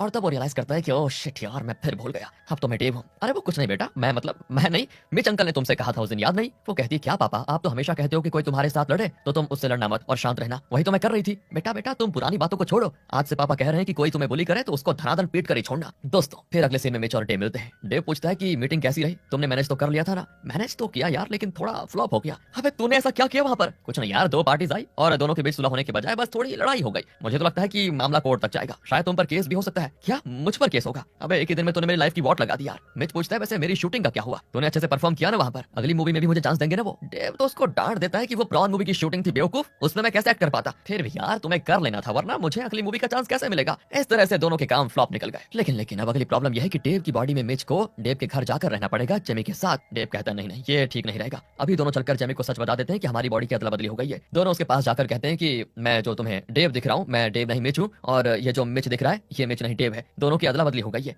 और वो तो डांट लगा देती है दोनों को कि अरे इतनी ज्यादा क्यों पी ली तुम दोनों ने, हैं नशे में न जाने क्या क्या बक रहे हो। ये लोग दोस्तों लाख कोशिश करें, लेकिन जेमी उनकी एक भी बात पर विश्वास नहीं करती। और तब मिच की बॉडी में डेव उसे एक ऐसी पर्सनल बात बताता है जो डेव और जेमी के अलावा और कोई नहीं जानता, और कहता है कि अब तो तुम्हें मानना पड़ेगा ना कि मैं डेव ही हूँ। पर जेमी उसके कस के थप्पड़ मार देती है दोस्तों, और साथ ही डेव की बॉडी में मिच के भी गाल लाल कर देती है कि छे डेव, तुम हस्बैंड वाइफ के बीच हुई इतनी पर्सनल बातों को आपस में शेयर करते हो क्या? एक नंबर के इंडिसेंट आदमी हो तुम दोनों। इस तरह उन्हें मारकर वो चली जाती है। वो अब भी इनकी बात का यकीन नहीं करती दोस्तों। अब ये दोनों करे करे तो करे क्या करे, जब तक वो फाउंटेन नहीं मिल जाता इनको अपनी लाइफ तो जीनी ही पड़ेगी। तो दोनों एक दूसरे की लाइफ जीने का फैसला करते हैं। मिच की बॉडी में डेव कहता है कि तुम मेरे घर रहो और मेरे बच्चों का और जेमी का ख्याल रखना, पर हाँ जेमी के साथ कोई ऊंच नीच नहीं समझे, जान से मार दूंगा नहीं तो। डेव की बॉडी में मिच कहता है कि यार स्कूल और कॉलेज के दिनों में जेमी को तुम्हारे अलावा और कोई दिखता तक नहीं था, मैं तो उसकी तरफ देखूंगा भी नहीं, सच कह रहा हूँ, फिक्र मत कर, मैं बस तुम्हारे बच्चों को और तुम्हारे काम को संभालूंगा। लेकिन तुम्हें भी मेरी लाइफ जीनी थी तो अब मजे करो क्योंकि तुम सिंगल हो, लेकिन इससे पहले वो फाउंटेन हमें मिले और मैं वापस अपनी बॉडी में जाऊं, प्लीज यार एक अच्छी सी लड़की ढूंढ लेना और उसे शादी करने के लिए राजी करा देना। जब मैं वापस अपनी बॉडी में आऊंगा तो मैं आराम से उस लड़की से शादी करके तुम्हारी तरह सेटल हो जाऊंगा। फिर मिच की बॉडी में डेव मिच के घर जाता है तो वो किसी कचड़े के डब्बे से कम नहीं लगता दोस्तों, हर तरफ कचड़ा और फ्रिज के अंदर से बदबू निकलती है। हे भगवान, मिच यहाँ रहता कैसे था? अगर मैं सिंगल होता तो शायद मैं भी ऐसा रहता क्या? नहीं। दूसरी ओर डेव की बॉडी में मिच दबा के खा रहा होता है क्योंकि जेमी ने काफी सारे अच्छे अच्छे डिशेस बना कर रखे होते हैं। वो कहता है कि यहाँ खाऊंगा तो तुम्हारी नजर लग जाएगी मुझे, मैं कमरे में जाकर खाऊंगा। ये कहकर वो प्लेट के साथ कमरे में चला जाता है। जेमी कंफ्यूज हो जाती है कि ये कुछ दिनों से इतना वियर्ड बिहेव क्यों कर रहा है। दोस्तों रात को जब भी बच्चे रोते हैं तो डेव तो झट से उठकर उन्हें सुलाने के लिए जाता था, लेकिन डेव की बॉडी में मिच कहता है कि 3 बजे इनका कोई अलार्म बजता है क्या? मुझे नींद आ रही है, तुम संभालो उनको। जेमी को गुस्सा आ जाता है कि मैं घर का काम भी करती हूँ, अपनी नौकरी भी, कम से कम सुबह बच्चों को देखने का काम तो तुम्हारा ही है, रोज तो तुम ही करते हो, आज क्या हो गया तुम्हें? ये कहकर वो उसे किक मारती है तो डेव की बॉडी में मिच को उठकर जाना पड़ जाता है। दोस्तों वहाँ वो दोनों नटकर जोर जोर से चिल्ला रहे होते हैं, एक तो अपना माथा पटक रहा होता है तो दूसरा उल्टा पटक कर रो रहा होता है। वो तुरंत डेव को कॉल करता है कि अब इनको कैसे मैनेज करूं मैं। डेव कहता है कि पहले तुम रिलैक्स हो जाओ, लंबी सांस लो, फिर दोनों को उठाकर किचन में लेकर जाओ। ये सुनकर डेव की बॉडी में मिच बड़े अजीब तरीके से दोनों को उठाकर किचन में लेकर जाता है, एक को एक तरफ तो दूसरे को दूसरी तरफ रखकर पूछता है, अबे आगे क्या करना है? डेव कहता है फ्रिज खोलकर दूध निकालो, उसे गर्म करके फीडिंग बॉटल्स में डालो, दोनों को पिला दो। लेकिन इसी बीच एक चुटको मिक्सी ऑन कर देता है तो दूसरा चाकू से खेलने लगता है और मिच की ओर फेंक देता है उसको।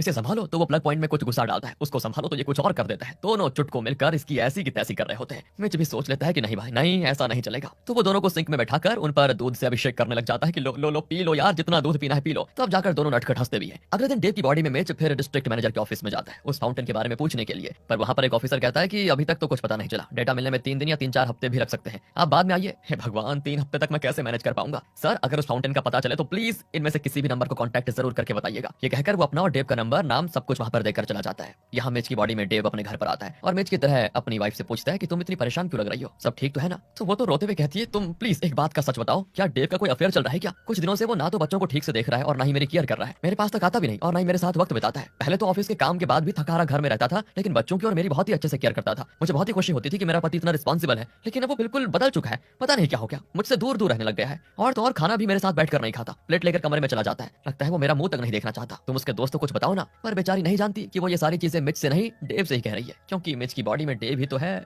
और मिच की बॉडी में डेव को बहुत गिल्टी फील होता है कि उसकी सदला बदली की वजह से जेमी पर कितना बुरा असर पड़ रहा है बताओ। तो वो उसको दिलासा देता है कि नहीं नहीं ऐसा कुछ नहीं है, डेव तुमसे बहुत प्यार करता है और वो इतना भी खूबसूरत नहीं है कि उसके साथ कोई औरत अफेयर कर ले, तुम बेफिक्र रहो, वो बस अपने करियर में ऊंची पोजीशन पर पहुंचना चाहता है और इसीलिए काम में थोड़ा बिजी है, जल्दी सब कुछ ठीक हो जाएगा। फिर वो डेव की बॉडी में मिच से मिलता है और कहता है कि हमें भाई जल्दी से जल्दी उस फाउंटेन को ढूंढना होगा यार, वरना वापस बॉडी स्वैप होने से पहले कहीं मेरा डिवोर्स ना हो जाए। अब वो डेव की बॉडी में मिच को अपनी लाइफ को जीने के लिए कुछ तरीके बताता है जिससे कि अगले कुछ दिनों वो स्मूथली काम कर सके और जेमी की परेशानी भी दूर हो जाए। ऑफिस के लिए किस तरह का शर्ट पहनना है, ऑफिस के बाद सुपरमार्केट जाना है, जेमी को कॉल करके पूछना है कि तुम्हें क्या चाहिए, फिर घर आकर बच्चों की देखरेख करना है, ऑफिस में किन कामों को प्रायोरिटी देनी है, ये सारी बातें मिच की बॉडी में डेव की बॉडी में मिच को समझा रहा होता है। वाह क्या कंफ्यूजिंग लाइन है ना, ध्यान से सुना आपने? यानी कि यार डेव मिच को समझा रहा है सिंपल। तब सबीना अंदर आती है और कहती है सर 2 दिन के बाद एक और मीडिएशन मीटिंग है, उसके लिए आप अच्छे से तैयारी कर लीजिए। अब मिच की बॉडी में डेव शॉक हो जाता है दोस्तों कि सिर्फ 2 दिन बचे हुए हैं क्या? देखो सबीना, उस मीडिएशन के सारी डिटेल्ड फाइल्स 2 घंटे में मेरे टेबल पर पहुंचानी चाहिए। अब सबीना कंफ्यूज होती है कि ये कौन है और मेरा बॉस डेव तो चुपचाप बैठा हुआ है और ये अजनबी कंपनी के फाइल्स क्यों मांग रहा है? वो पूछती है क्या हम पहले कभी मिले हैं या फिर आप न्यू ज्वाइन ही है? तब जाकर डेव अपनी गलती रियलाइज करता है कि अबे यार मैं तो मिच की बॉडी में हूं ना। वो कहता है नहीं आप गलत समझी, मैं डेव का फ्रेंड हूं, उसने आपके बारे में मुझे बहुत कुछ बताया है। अब डेव को तो डर है कि पहले से जेमी उस पर शक कर रही है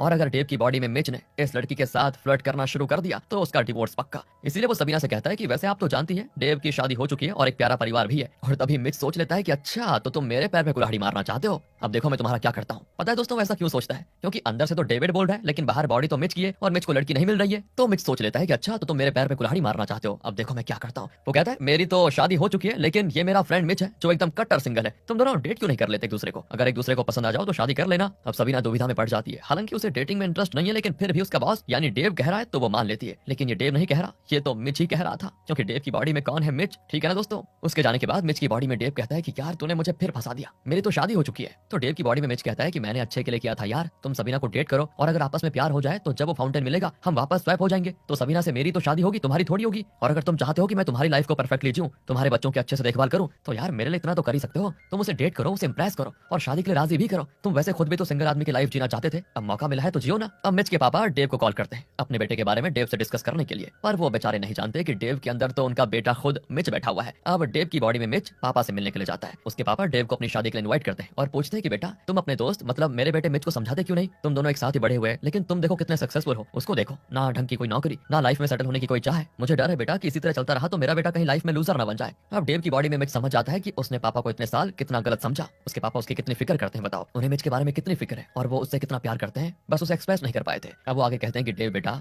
वो मिच पता नहीं कितने दिन मुझ पर डिपेंड होकर जीना चाहता है, कम से कम अपने पैरों पर ठीक से खड़ा तो हो जाए, बस मुझे और कुछ नहीं चाहिए। वैसे तो मिच कभी भी पापा की बात पर ध्यान नहीं देता था, लेकिन आज उनके दिल की बात सुनकर वो फैसला कर लेता है कि मैं जरूर अपने आप को सुधारूंगा और लाइफ में कुछ बन के दिखाऊंगा जिससे मेरे पापा को बस खुशी मिले। तो डेव की बॉडी में मिच कहता है कि देखिए आप परेशान मत होइए अंकल, आज के बाद आपका बेटा बिल्कुल बदल जाएगा, मैं बता रहा हूँ एक अच्छी लाइफ जिएगा वो, उसकी जिम्मेदारी मेरी है। अब इस तरह अपने पापा को समझाकर वो जाता है और पक्का इरादा कर लेता है कि मैं लूजर कभी नहीं बनूंगा, मैं अपने पापा और डेव के आगे खुद को साबित करके दिखाऊंगा कि मैं निकम्मा नहीं हूँ, मैं भी सफल बन सकता हूँ। उस पल से डेव की बॉडी में मिच का दोस्तों एकदम से काया पलट हो जाती है और वो डेव का हर काम बखूबी निभाता है, चाहे वो ऑफिस का काम हो या फिर बच्चों को संभालने का। वो ऑफिस में भी काफी बदलाव लाता है जिससे बॉस ही नहीं बल्कि स्टाफ भी काफी इंप्रेस होते हैं। उसके अंदर ऐसा बदलाव देखकर जेमी भी हैरान रह जाती है। एक दिन वो मैगी को स्कूल से वापस लेकर आ रहे होते हैं तो वो कहती पापा आज मैंने उन बुली गर्ल्स को उठाकर पटक दिया क्योंकि उन्होंने फिर मुझे छेड़ा था। जेमी कहती नहीं बेटा ऐसा नहीं करते। वो कहती मम्मी पापा ने खुद कहा था कि अगर वो लोग परेशान करें तो उनको खूब पीटना। अब जेमी चौंक जाती है कि डेव पहले तो ऐसा नहीं था, अचानक उसे क्या हो गया। दूसरी ओर मिच की बॉडी में डेव एक सिंगल आदमी की लाइफ जीने लग जाता है। सुबह देर से उठता है, फिर आराम से शहर घूमने निकल जाता है। वो एक रेस्टोरेंट में बैठकर बुक पढ़ रहा होता है तो तब एक बिजनेसमैन को देखता है जिसके पास खाने तक का टाइम नहीं होता। वो जल्दी जल्दी खाकर फोन पर बात करते हुए कहीं निकल रहा होता है एंड डेव रियलाइज करता है कि हाँ मैं भी तो काम के चक्कर में इसी तरह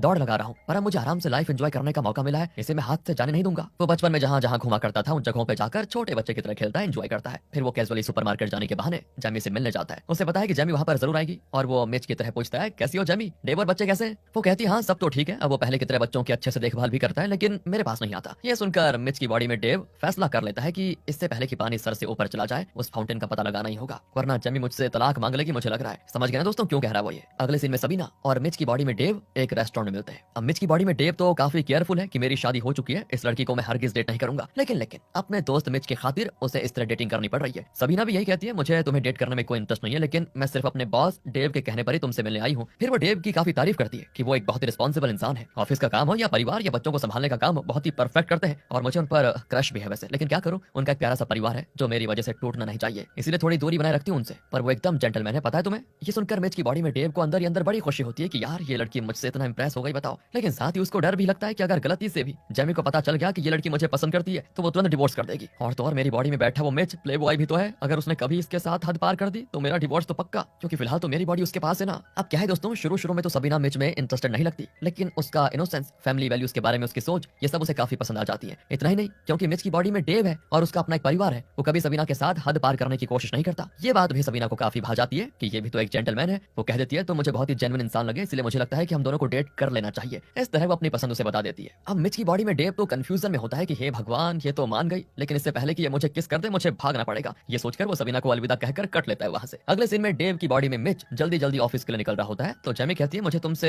दिल खोलकर बातें करनी है, आज हम किसी रेस्टोरेंट में मिलते हैं, चलो प्लीज जल्दी आ जाना, बहुत जरूरी बात है। दरअसल क्या है दोस्तों, जेमी अपनी लाइफ से तंग आ चुकी है क्योंकि डेव की बॉडी में मिच उसके साथ ठीक से बात तक नहीं करता, हमेशा काम ही काम करता रहता है। ऊपर से वो डेव नहीं मिच है, इसलिए वो डरता है कि यार मुझे उसके नजदीक नहीं जाना चाहिए। फिलहाल तो वो कहता है कि ठीक है मैं आ जाऊंगा रेस्टोरेंट में, कहकर वो चला जाता है ऑफिस। दूसरी ओर डिस्ट्रिक्ट मैनेजर मिच की बॉडी में डेव को कॉल करके कहते हैं कि आपने जिस फाउंटेन के बारे में पूछा था उसका पता चल चुका है। 3 हफ्ते के बाद आज पता चला है कि वो एक मॉल में रखा गया है। सुनकर उसे खुश होना चाहिए, लेकिन नहीं, वो थोड़ा उदास होता है क्योंकि उसे अब मिच की लाइफ पसंद आने लग गई थी, पर अब उसे वापस अपनी उसी बिजी लाइफ में लौटना पड़ेगा। खैर वो डेव से मिलने जाता है। उस डिस्ट्रिक्ट मैनेजर ने डेव की बॉडी में मिच को भी कॉल किया था। दोनों तुरंत उस फाउंटेन पर जाकर वापस अपनी अपनी बॉडीज में चले जाने की बात तो करते हैं, लेकिन मिच को डेव की ये बिजी लाइफ भा गई और दूसरी ओर डेव को मिच की आराम की और आजाद जिंदगी पसंद आ गई। डेव की बॉडी में मिच कहता है अब फाउंटेन तो मिल चुका है, क्यों ना हम एक और दिन एक दूसरे की लाइफ जी ले। यार मैंने बड़ी मुश्किल से तुम्हारे ऑफिस का काम संभाला है और कल वो इंपॉर्टेंट मीडिएशन मीटिंग भी है जिसके लिए मैंने जी जान से तैयारी की है। लाइफ में शायद एक और बार मुझे इस तरह के ऑफिस में काम करने का और सबके सामने इतने बड़े मीडिएशन को हैंडल करने का मौका मिले ही ना, तो प्लीज तो क्यों ना आज के बजाय हम कल मीटिंग के बाद बॉडी को स्वेप करें।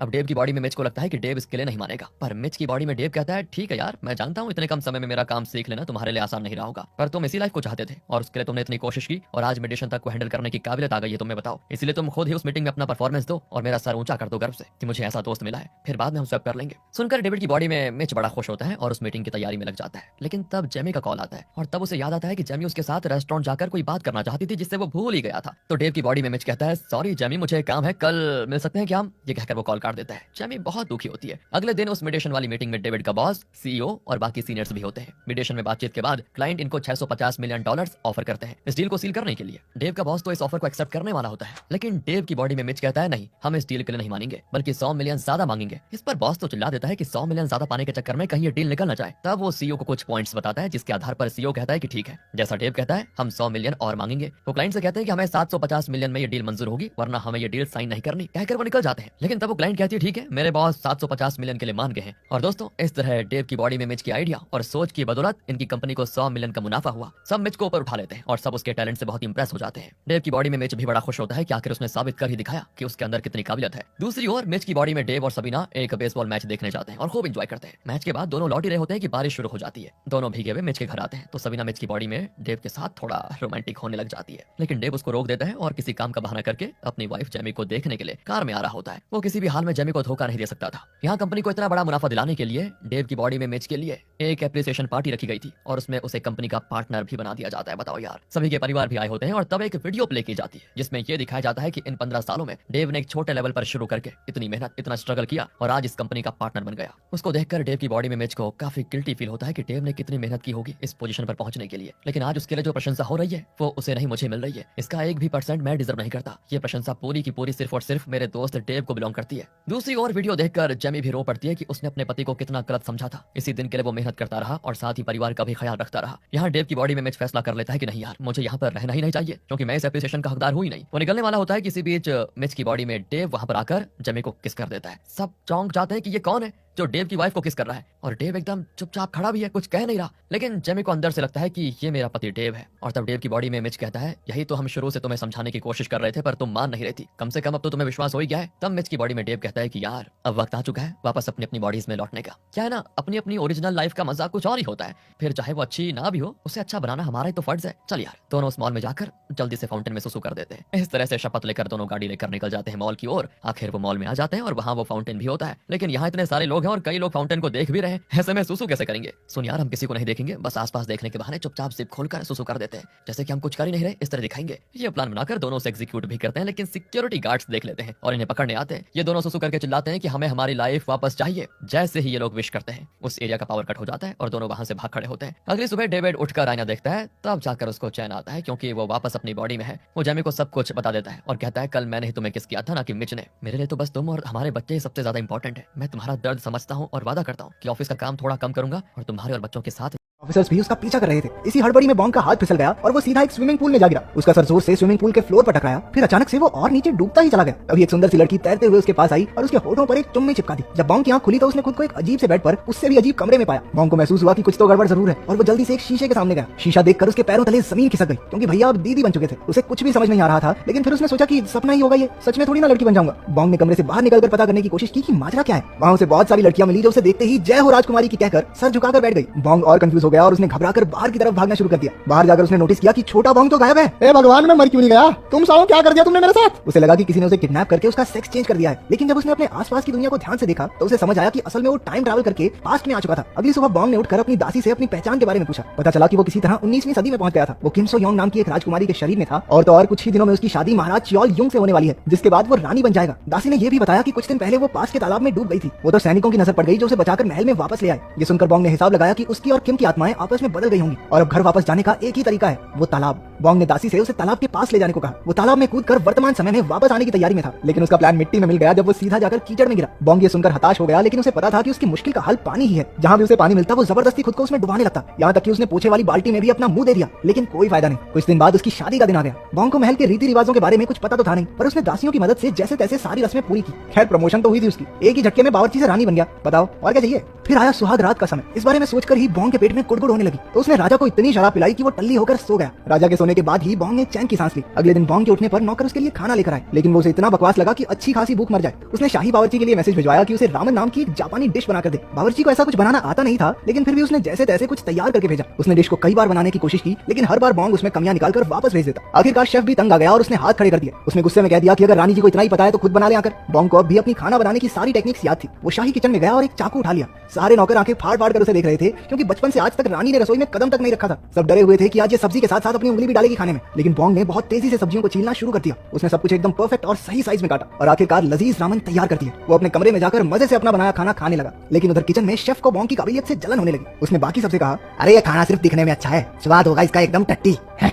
अपनी बात को सही साबित करने के लिए उसने बर्तन में बचा कुचा खाना टेस्ट किया। वो इतना स्वाद था कि उसके हाथ से चम्मच ही छूट गई। इसके बाद बोंग को एक तरकीब सूझी। उसने सोचा कि अपनी खाना बनाने की काबिलियत से वो शाही परिवार का दिल जीत सकता है। अगर उसने महारानी को अपने खाने से खुश कर दिया तो वो तालाब को फिर से भरने के लिए मान जाएगी। बोंग तुरंत किचन में गया, लेकिन शाही बावर्ची एक बार फिर से अपनी धौंस जमाने लगा। इस बार बोंग भी चिढ़ गया और उसने शेफ को खाना बनाने के मुकाबले के लिए चुनौती दे दी। पहले तो शेफ ने मना कर दिया, लेकिन बोंग के बार बार उकसाने पर आखिरकार वो भी मान गया। नौकर की घंटी बजाते ही मुकाबला शुरू हो गया। बावर्ची ने अपना चाकू उठाया और तेजी से गाजरें काटने लगा, लेकिन रानी के हाथ इससे भी तेज थे और उसने पलक झपकते ही एक खीरा काट दिया। कुछ ही मिनटों बाद बोंग की डिश तैयार हो गई और उसने बावर्ची से पहले घंटी भी बजा दी। वैसे हमारी रानी साहिबा मुकाबला जीत चुकी थी, लेकिन बावर्ची चिढ़कर कहने लगा, चलो माना स्पीड भी जरूरी है, लेकिन असली बात तो स्वाद की है। बोंग ने शाही कुजीन एक्सपर्ट से कहा कि दोनों के खाने को चक्कर बताए कि कौन सा बेहतर है। उसे रानी की बनाई डिश बेहद पसंद आई और बोंग जीत गया। इसके बाद किचन का पूरा कंट्रोल बोंग के हाथ में आ गया। उसने महारानी के खाने को ध्यान से देखकर समझा कि वो चुन चुन कर खाती थी, क्योंकि हाल ही में उनके दांत में दर्द रहने लगा था। तो बोंग ने फैसला किया कि वो महारानी के लिए नरम खाना बनाएगा। उसने बड़ी मेहनत से आलू और दूध की एक डिश बनाई और उसे कुछ फूलों से सजाकर दिखने में भी खूबसूरत बना दिया। बोंग खुश होकर खुद ही महारानी के लिए खाना लेकर गया, लेकिन उस तक पहुंचते पहुंचते रास्ते में वो थोड़ा ठंडा हो गया था और प्लेट में थोड़ा इधर उधर फैलने की वजह से प्रेजेंटेशन भी खराब हो गई। ये सुनकर बोंग उदास हो गया और महल में वापस जाते समय उसके दिमाग में खाना परोसने का एक जबरदस्त आइडिया आया। उसने कपड़े की सिलाई की और कुछ कारीगरों से कहकर एक स्पेशल खाना पहुंचाने के लिए कैरेज बनवाया। वो हर तरफ से ढका हुआ था, जिससे खाना गर्म का गर्म ही रहता था। बोंग हर रोज एक से बढ़कर एक डिशेस बनाता और नौकरों के हाथ महारानी के पास भिजवा देता। महारानी भी गर्मा गर्म खाना चट कर जाती थी। सब कुछ बोंग के आइडिया के हिसाब से बढ़िया चल रहा था। कुछ दिनों बाद राजा ने एक दावत रखी, जहाँ पूरे देश से मंत्री आने वाले थे। बदकिस्मती से उसी दिन सारे रसोइये बीमार पड़ गए और रसोई में नौकरों की कमी हो गई। जब ये बोंग को पता चला तो उसने रसोइयों की मदद करने का फैसला किया। वो भेस बदल कर रसोई तक पहुंचा। वहाँ पहुंचकर उसने देखा कि सिर्फ बंदों की नहीं, सब्जियों की भी कमी है। अब ज्यादा चॉइस तो थी नहीं। उसने दिमाग लगाया और सोचा कि इन्होंने चिप्स तो कभी नहीं खाए होंगे। उसने आलू की पतली पतली स्लाइसेस काटकर एक स्टिक पर लगाई और उन्हें डीप फ्राई कर दिया। मेहमान चिप्स को देखकर ज्यादा खुश नहीं हुए, क्योंकि वो तो शाही खाने की आस लगाए बैठे थे, लेकिन चिप्स के मुंह में जाते ही सब उनके दीवाने हो गए। अगली डिश बोंग के लिए और भी मुश्किल थी, क्योंकि रसोई में मीट नहीं था। उसने वेजिटेबल बर्गर बनाया और साइड में टमाटर रख दिया। अपनी इस नई डिश को उसने नाम दिया मैकडोनाल्ड, जिसे हम सस्ता मैकडॉनल्ड्स भी कह सकते हैं। ये भी सबको इतना बढ़िया लगा कि सारे मेहमान उंगलियां चाटते रह गए। मीठे में बोंग ने एक जेली डेजर्ट बनाया, लेकिन कुल्फी की डंडियों पर उसने कुछ भी लिखकर कह दिया कि ये खाने वाले को उसका भविष्य बताएगी। सभी में वो कुल्फी खाकर अपना भविष्य जानने की बड़ी उत्सुकता हुई। बोंग ने दावत को बर्बाद होने से बचा लिया था। महारानी उसकी काबिलियत और सूझबूझ से बहुत खुश हुई और उसने बोंग से अपना इनाम मांगने को कहा। बिना वक्त गवाए बोंग ने तालाब को फिर से भरने की मांग की। महारानी ने उसकी बात मान ली और नौकरों को काम पर लगा दिया, लेकिन 19वीं सदी में इस काम को करने के लिए कोई मशीन तो थी नहीं। नौकर दूर के कुएं से बाल्टियां भर भर के तालाब में डाल रहे थे। बोंग परेशान हो गया, क्योंकि इस काम में बहुत टाइम लग रहा था। उसने एक नया तरीका निकाला और सभी नौकरों को एक जगह खड़े रहकर सिर्फ पानी की बाल्टी को आगे पकड़ाने को कहा। इस सिस्टम से काम बहुत आसान और जल्दी होने लगा। बोंग दिन रात बैठा तालाब भरता देखता रहा। कई दिन बीत गए, लेकिन तालाब में अभी भी ना के बराबर पानी था। वो इंतजार करते करते थक चुका था। तभी अचानक जोरदार बारिश शुरू हो गई और धीरे धीरे तालाब भरने लगा। बोंग बारिश को देखकर बहुत खुश हुआ। कुछ घंटों बाद तालाब भर गया और बोंग एक पत्थर पर अपना नाम लिखकर पानी में कूद गया। कहानी की शुरुआत की तरह ही वो अब भी पानी में डूबे जा रहा था। आंखें खुली तो खुद को हॉस्पिटल में देखकर वो हैरान रह गया। एक पुलिस ऑफिसर कुछ ही दूर सो रहा था। उसे लगा कि खाने में वो फिश हुक मिलने की वजह से वो उसे गिरफ्तार करने वाले हैं। उसने धीरे से वहां से रफू चक्कर होने की कोशिश की, लेकिन ऑफिसर एन मौके पर उठ गया और तेजी से उसका पीछा करने लगा। बोंग उससे तो दूर आ गया, लेकिन सामने से दो और ऑफिसर्स ने उसे घेर लिया। किसी तरह बचते बचाते वो एक लाइब्रेरी में गया, जहां उसने हिस्ट्री की एक किताब ढूंढी। वो 19वीं सदी की जोसियन डायनेस्टी के बारे में पढ़कर मुस्कुराया, क्योंकि वो भी अब इतिहास के पन्नों में दर्ज हो चुका था। लेकिन उसी वक्त पुलिस वाले भी वहां पहुंचे। बोंग ने एक बार फिर से भागने की कोशिश की, लेकिन एक ऑफिसर ने उसे बताया कि वो उसे पकड़ना नहीं चाहते। पता चला कि उसके टाइम ट्रैवल की वजह से प्रेजेंट भी बदल चुका था। अब पुलिस उसे पकड़ नहीं रही थी, बल्कि उसे सिक्योरिटी दे रही थी, क्योंकि बोंग ने जासूस बनकर एक करप्ट नेता